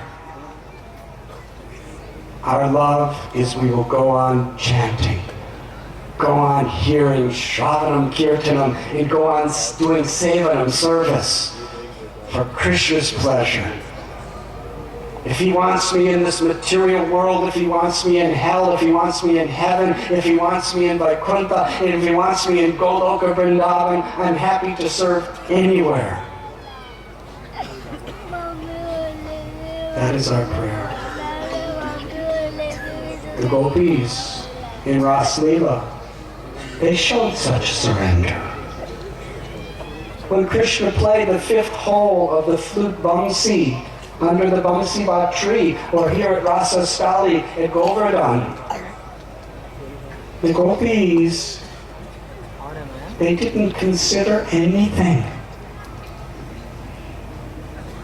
Just as Nanda and Yashoda and the cowherd men and ladies, they were willing to risk everything to please Krishna by offering Indra's puja to Govardhan.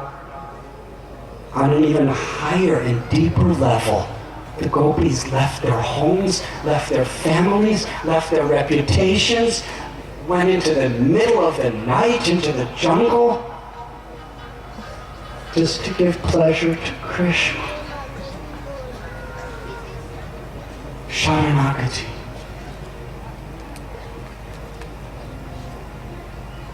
And that beautiful story, Krishna had a headache.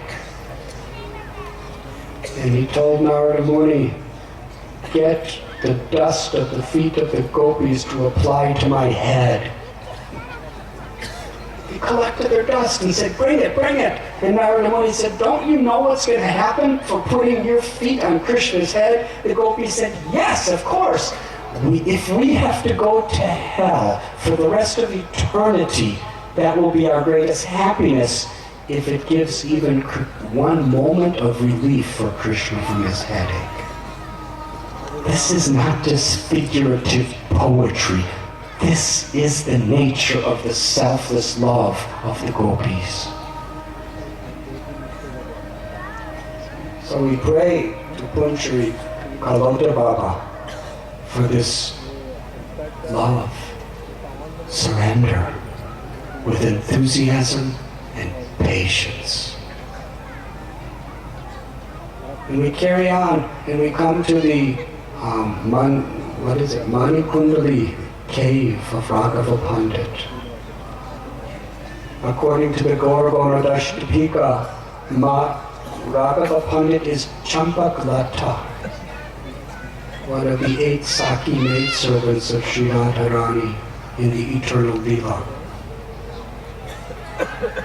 And he was very, very best friends with Raghunath Das Goswami, who was living at Radha Kund.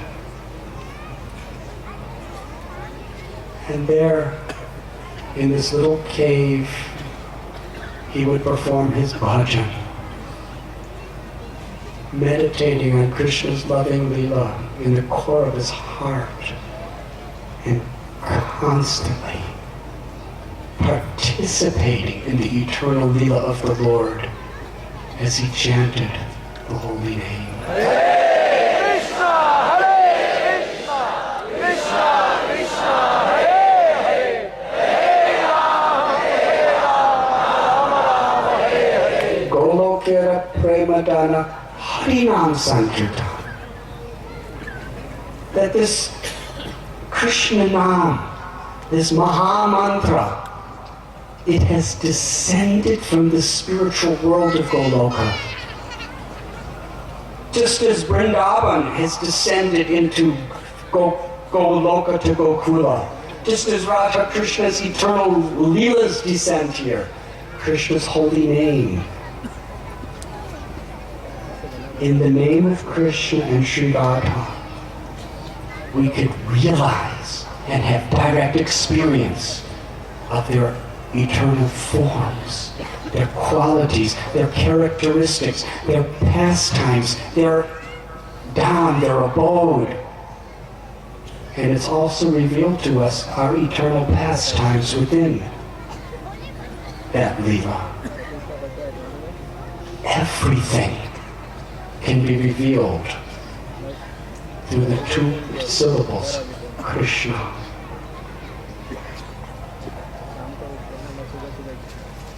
Narottam Das Thakur, Srinivasacharya, they stayed with Raghava Pandit in his cave near Punjari. And Raghava Pandit took them on Govardhan Parikrama and Parikrama of the entire Braj Mandala. And that has been recorded in the Bhakti Ratnakar. We go a little further and we find the place where the Surabi Kund.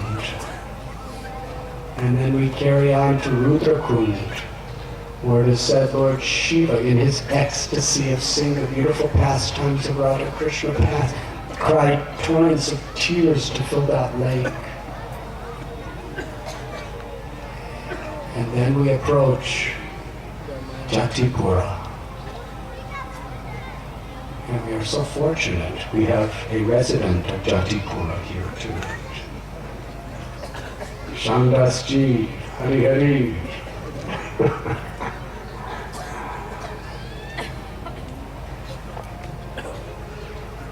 From the Gaudiya Sampradaya's perspective, on the hill just above Jatipura is where the temple of Gopal or Srinath Ji was. And Madhavendra Puri lived there at Jatipur. In the Pushti Barg, Sripad Vallabhacharya has his Baitak, where the Mukharavinda of the mouth of Govardhan is present. And I think the day before yesterday we saw how hundreds and hundreds and hundreds of kilos of milk is offered every day. I remember the first time I did Govardhan Parikrama. This was in 1971. It was a very, very happy but shocking experience for me. Because I come from Illinois, which is a state of America in the Midwest. And Midwest people are considered in America to be quite simple and conservative type people.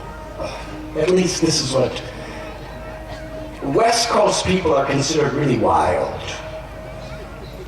And East Coast people are considered very, very expert at whatever they do.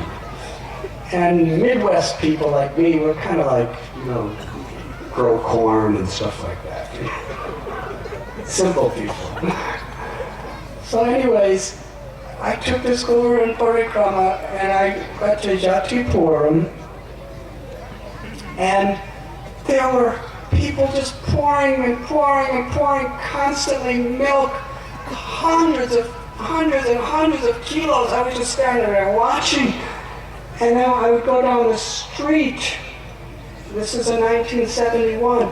The gutters, you know what gutters are? What's the word in Hindi for gutter? Huh? Dali? Nali. The nali. Where, usually the sewage flows and the water flows and on the side of the road. In America, first of all, you don't have sewage flowing on the side of the road. It is all meticulously, immaculately happening underground.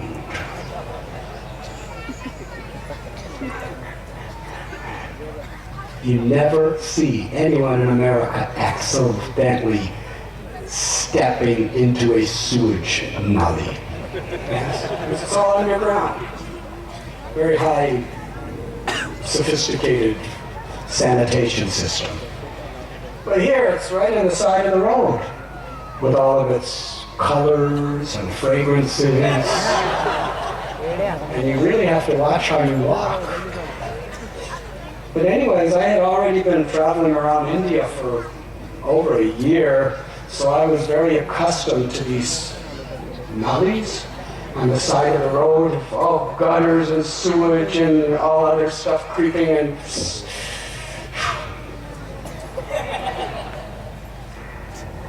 I don't want to go too off the Parikrama path. But I just remember one time, not one time, I remember so many times, but I'm going to tell you one time where there was this thick, foamy, black sewage flowing in this nully, this gutter, and it smelled so disgusting. And I had to walk along this gutter, and then I saw this family of hogs. A mother and about 5 or 6 little baby hogs. Baby hogs look really sweet, actually. Somehow or other, anything that's small is kind of sweet in this world. The mothers, you have to be a male hog to appreciate. But even a human can appreciate the babies. Anyways, this mother, she dove right into this sewage, and the little hoglets dove in after her, and they were gulping it. And they were swimming and she was spraying it on them and they were spraying on each other and they were just having such a good time drinking and nectar was all over their bodies and they came out and then some of the little hoglets were licking the sewage off their hairs of their mother because they just wanted more. Why did I tell that story?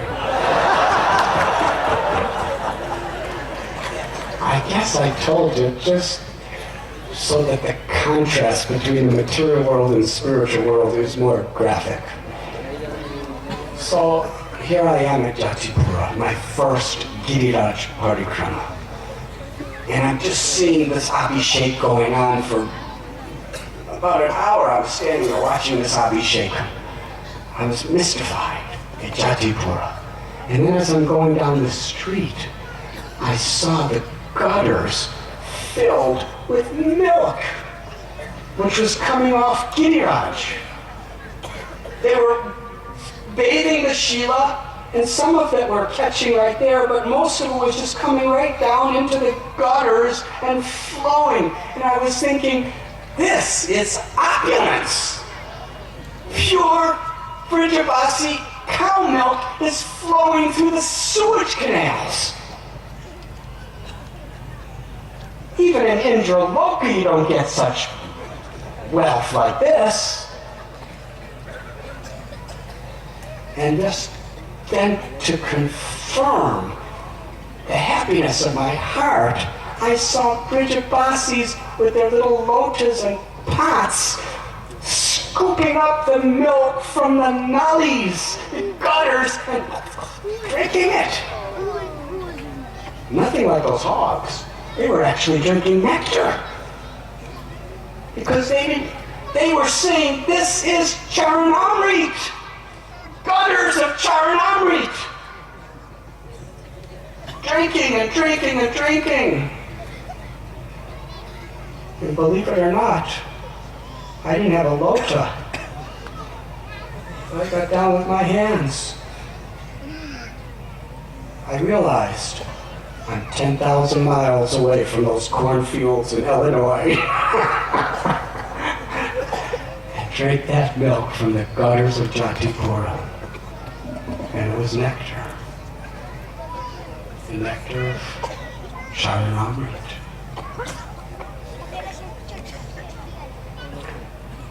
On this, just at Mukharavinda, is the Samadhi Mandir of Vittalnath, the eldest son of Sripad Vallabhacharya,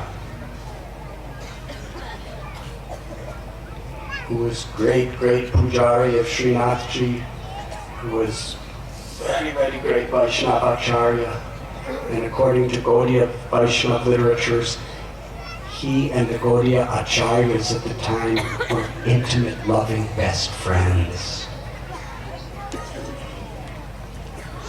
who shared their love and their devotion in so many ways. And then just across from Mukharavinda is a Baitak of Sripad Vallabhacharya.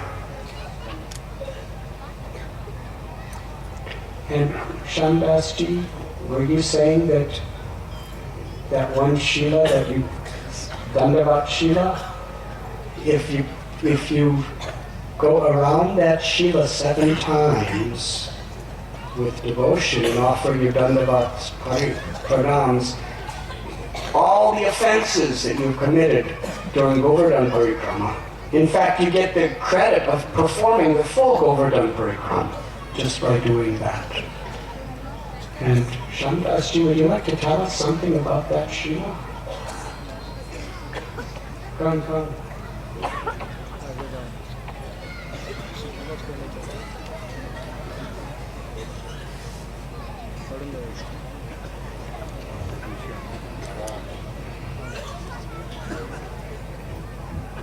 Let's welcome Shandasji to our yatra.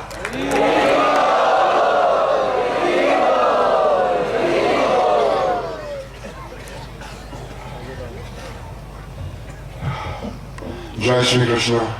Yeah.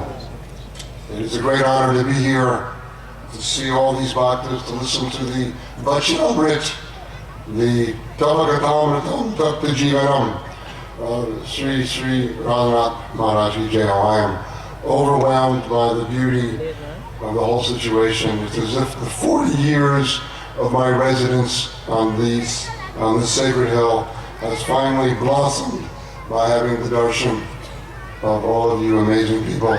You know, Charlie Sal ka jo maine Brajvas kiya hai, ye Ashi humko fully boot mil gaya hai, darshan matra, ye sab kata amrit sunne se. So I will stick to English. So that Dandavati Shila, as we hear, it's Dandavati. It's Dandavat, which means to bow, which means to take your head and to place it humbly on the sands of the Govardhan Hill, Chowpatty, as it's called, the land that is surrounding this most sacred of places where the spring Ras Leela has taken place. This Dandavat, where you literally become Danda or Vat, you become like a stick, Danda and Vat, like. And what does a stick do? If you put it up, if you stand it up, it falls straight down. And that's the Swabhava, that is the nature of the Bhakta. The Bhakta is always bowing down to everything, especially here in Braj. Jojo Vastu, Brajame, So Sab Bhagavad Roop. Everything that is in this sacred land of Braj, whether it be the trees on the Govardhan Hill that are enlightened rishis from another age who have decided that they would become sthita, they would become established here on the Govardhan Hill so that they could behold the Nitya Leela of Lord Krishna. And so on that Dandavati Shila, which is the Shila itself, represents two things. Not only is it Haridas Varya, which means the best of all the Haridas followers, but the Govardhan Hill is also the form of the Lord himself. And so this Vridalatmik Sarup, these two divine forms existing simultaneously within a single substance, that is represented in the Shila. It's not represented, it is the thing itself. The Giriraj Shilas present to us the perfect form of being a Bhakta as well as the form of Krishna himself. And so by doing 7 parikramas, encirclings around this sacred stone, the Shila, one receives, as Maharaj has explained, not only is one purified, but one has attained the fruit of walking around the sacred hill. And what's interesting is that in the Bhakti Marga, we are not interested in Swaga. We are not interested in Mukti. We are not interested in Bhukti. Nor do we have any hankering for any sort of siddhis, as Maharaj Sri has been explaining to us, that we desire the seva of Bhagavan. We desire to please the Blessed One. So in circling this Shila 7 times, we receive the fruit of being a das. Not only of being a das, but being a das, anudas, anudas, anudas. And I know of no greater reward than to serve the threefold Swarup of Hari, Guru, and Vaishnava. To be the anudas, to be the follower of the Bhakta, to take the dust of this most sacred realm and to put it upon our heads. And so I will not take much of your time. There's a very famous pada, and it goes like this. Tareti Sri Govardhan Mairaye, Nitya Prati Madhina Gopala Lalake, Charana Kamala Chitalaye, Tanapula Kita, Braja Rajame Lotata, Govinda Kundame Naye, Rasika Pritama, Hitachitiki Bate, Giridari Sokeye. The translation is Govardhan Mairaye, Tareti Sri, let me somehow. I myself spent 6-7 months wandering in the West, teaching, living there. I consider the fruit of anything that I have done there is that I can stay here for 5 minutes. So Tareti Sri Govardhan reside by this side of this Govardhan Hill.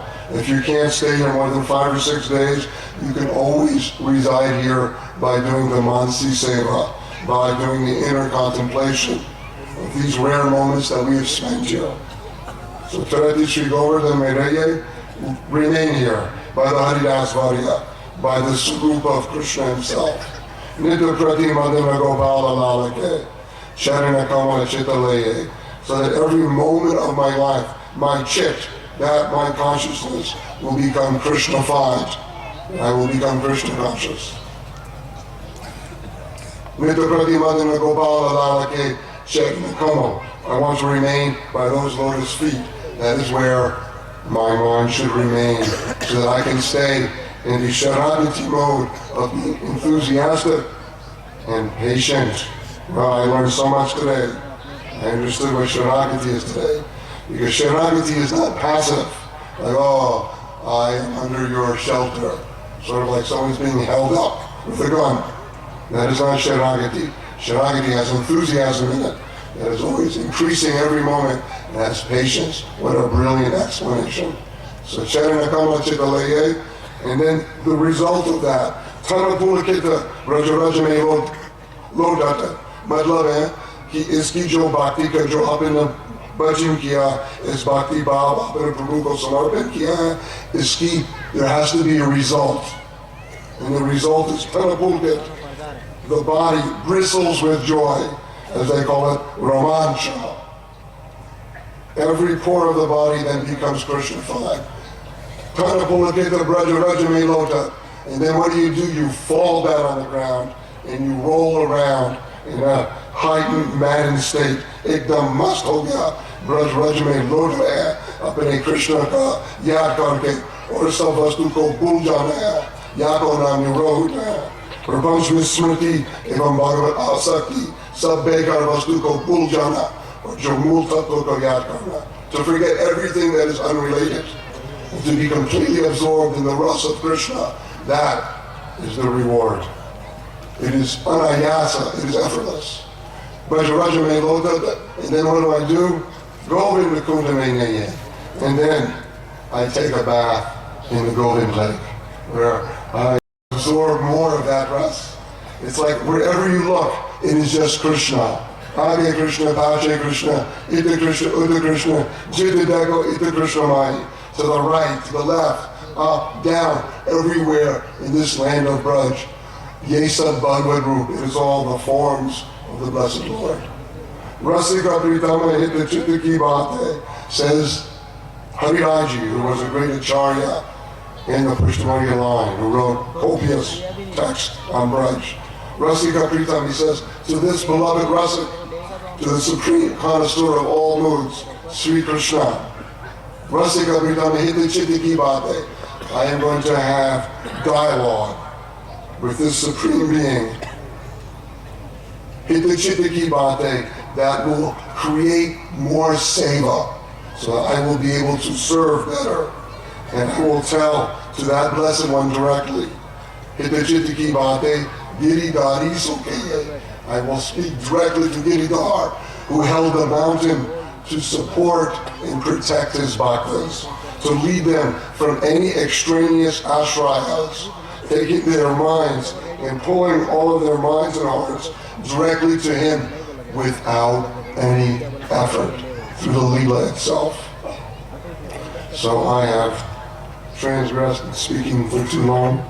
I truly want to listen to Maharaj's Vachanamrit, but I feel very honored that I was given a space to speak a bit about the Shila and the glories of the Govardhan Hill. Jai Jai Sri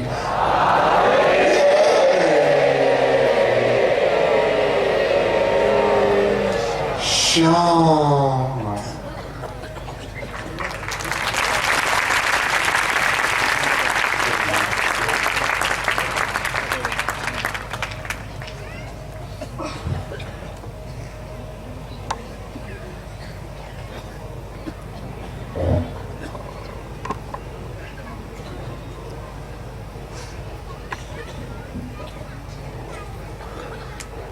That was an experience like bathing in Govinda Kund 108 times. And doing 7 million parikramas around Vrindavan Shiva.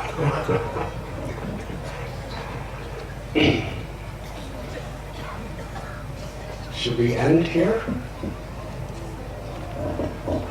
Usually when I ask that question, it means I'm not ready to end yet.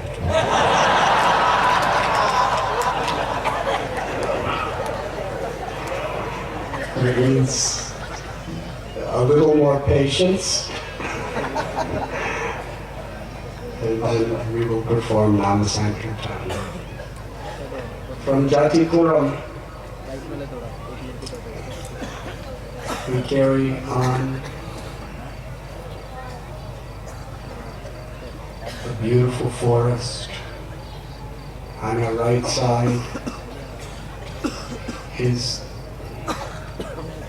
magnificent, munificent darshan of Shri Giriraj. And we come to Uddhava Kund.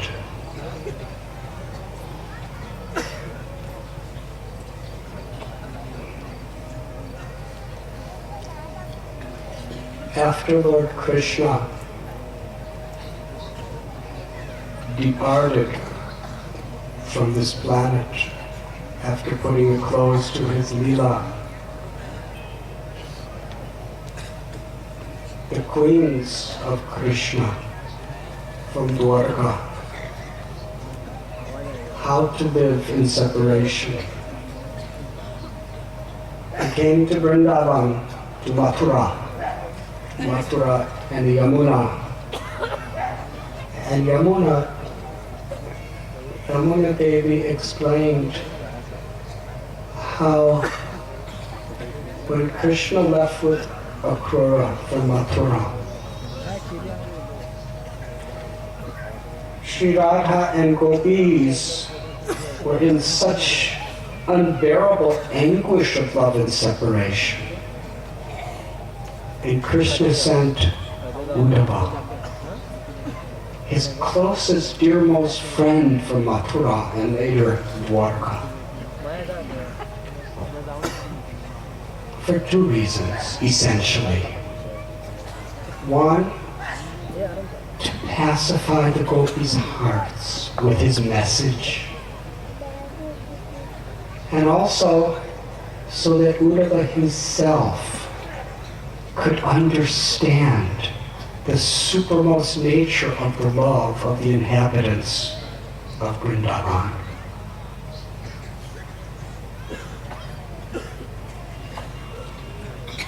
Our beloved senior godbrother, His Holiness Giriraj Swami Maharaj, was telling us the other day that there are 3 primary examples of Haridas Bharya.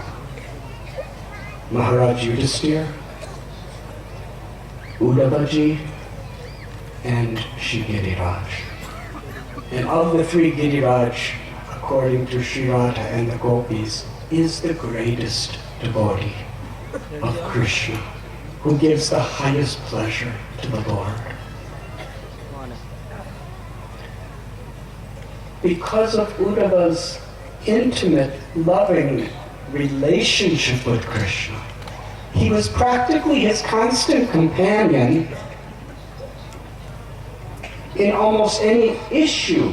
Krishna would consult Uddhava and take his words very seriously.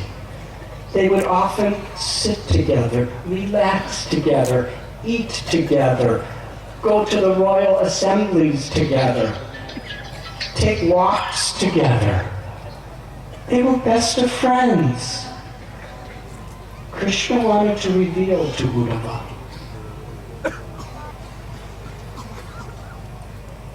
the deepest devotion. So he sent him with a message to the Brajvasis. When Uddhava came to Vrindavan, he met with Nanda Maharaj and he saw Yashoda Mai and the cowherd men and the cowherd boys and the gopis. It was inconceivable. Practically 24 hours a day they were just weeping in love, crying out Krishna's names, discussing Krishna's beautiful leelas. They were keeping each other alive by reminding each other of Krishna. Sri Radharani, she would weep such incessant tears near Uddhava Kyari, where he met them in Nandagaon. Such tears, she would make a big puddle on the ground, then she would fall into that puddle in a faint, and the fever of her love and separation would immediately dry up the water. Ready? On it. When Uddhava saw the nature of their love, he came to the conclusion that in comparison, I have no love for Krishna. In comparison, even the greatest bhaktas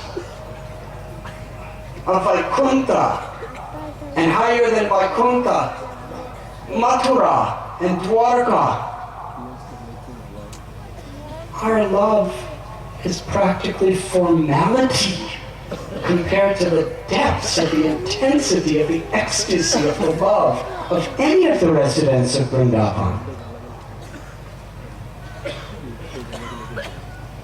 He saw some of the cowherd boys practically standing like statues, just waiting for Krishna to come, constantly chanting his names and leelas.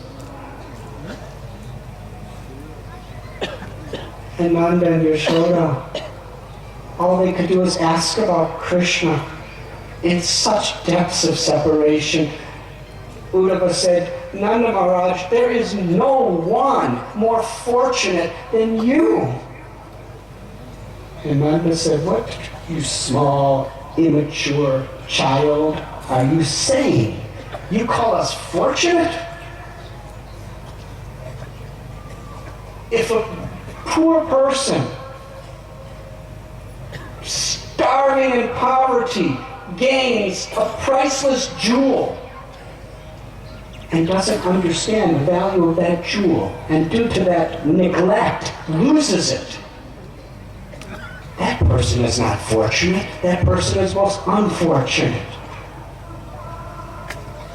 We had the most precious of all jewels, but we didn't appreciate, but now we lost him. We are the most unfortunate. What could Uddhava say? He just wanted to take the dust of the feet of Nanda Maharaj on his head.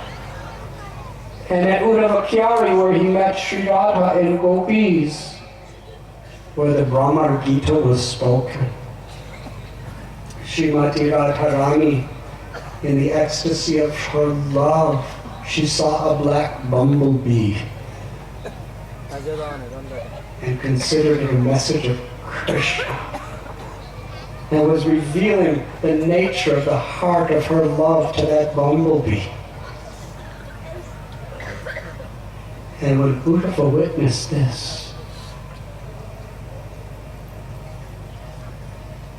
he prayed millions of times higher service to Krishna than I could do as his most intimate associate in Mathura, is to take the dust of the feet of the Gopas and the Gopis of Vrindavan on my head. But Uddhava was a royal prince, direct disciple of Brihaspati, best friend of Lord Krishna. It would be so embarrassing to the Gopis, as simple cowherd girls, if such a person were to take dust from their feet. Uddhava couldn't. Uddhava.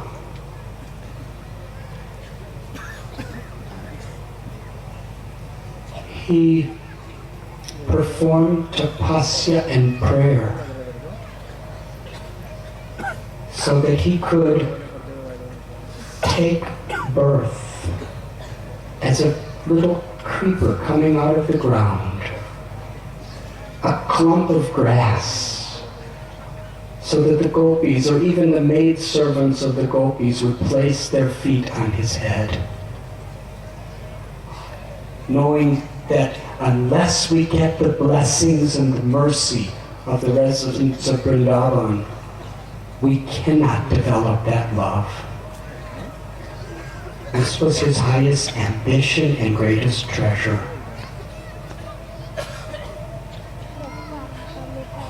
And on the banks of Kusum Sarovar, just across from Uddhava Kund, there is the Uddhava Baitak, where Vajranath, the great-grandson of Lord Krishna, installed the Murti of Uddhava. And in that place, in that area, near Kusum Sarovar's banks, Uddhava's prayer was fulfilled.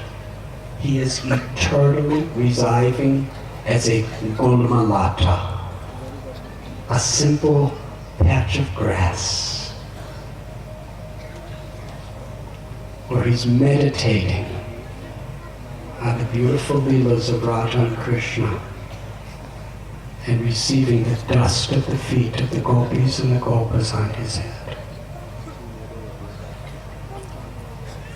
When the queens heard how Uddhava pacified the gopis in his visit,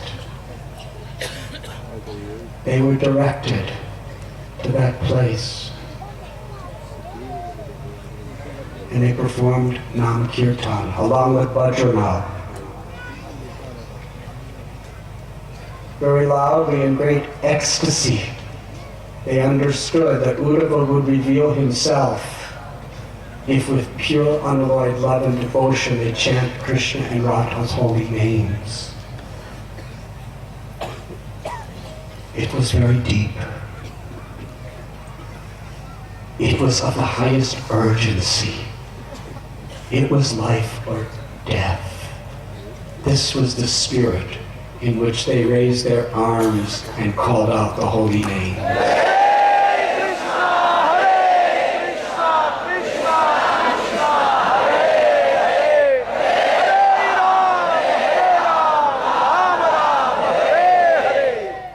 And from the blade of grass, the Gulmalata, Uddhava appeared. And for 30 days spoke Srimad Bhagavatam.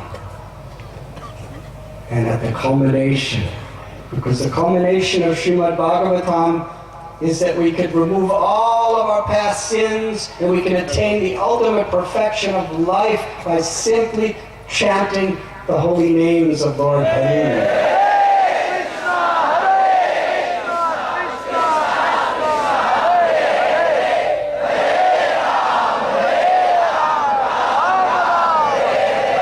He mesmerized them with his loving explanation of Krishna's leelas.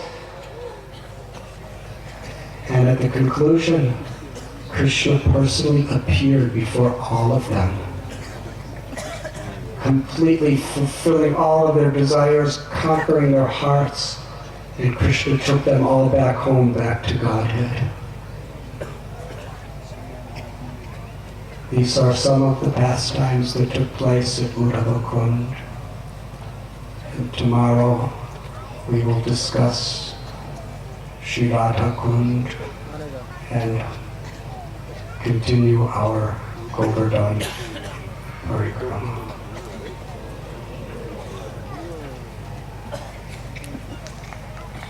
In Lord Chaitanya Mahaprabhu's Leela, in Jagannath Puri in the Gambhira,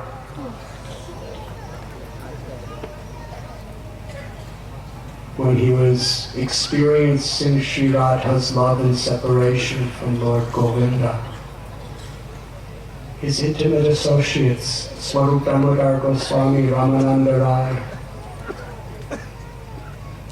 they would constantly sing beautiful kirtans, recite beautiful pastimes, Hari Katha and Hari Kirtan. On a personal level, this was Lord Chaitanya Mahaprabhu's deepest contribution to show the world the nature of Radha's love for Krishna. And he shared that kirtan with the world.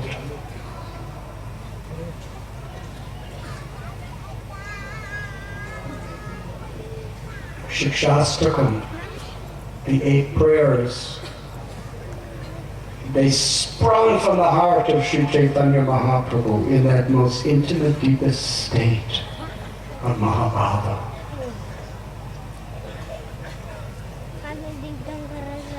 And our beloved Guru Maharaj, Srila Prabhupada, he took such risks.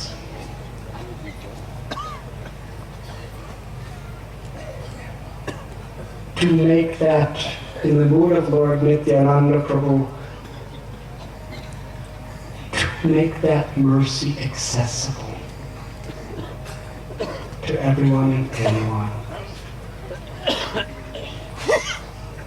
And it's by that grace that we are all assembled together to open our ears and open our hearts to hear these beautiful pastimes of Shri Giriraj.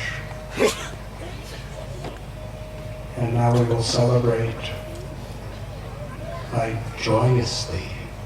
When I speak joyously, for a devotee to give joy to each other is Govardhan's example of how to give joy to Krishna. We may feel tired.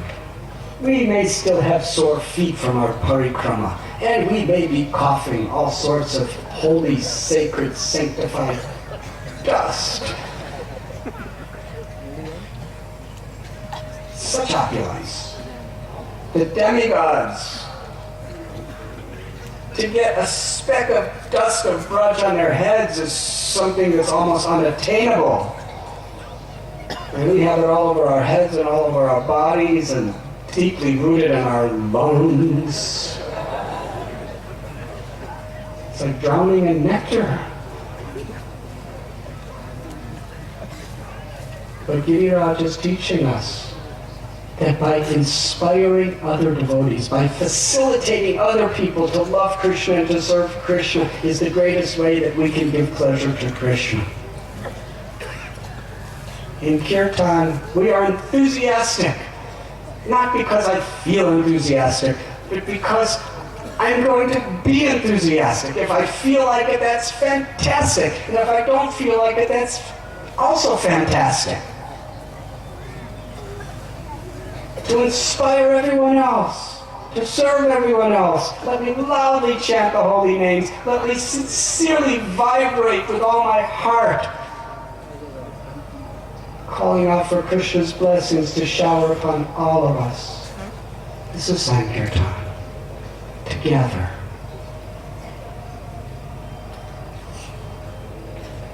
We are all chanting for each other and for the whole world. Thank you very, very much.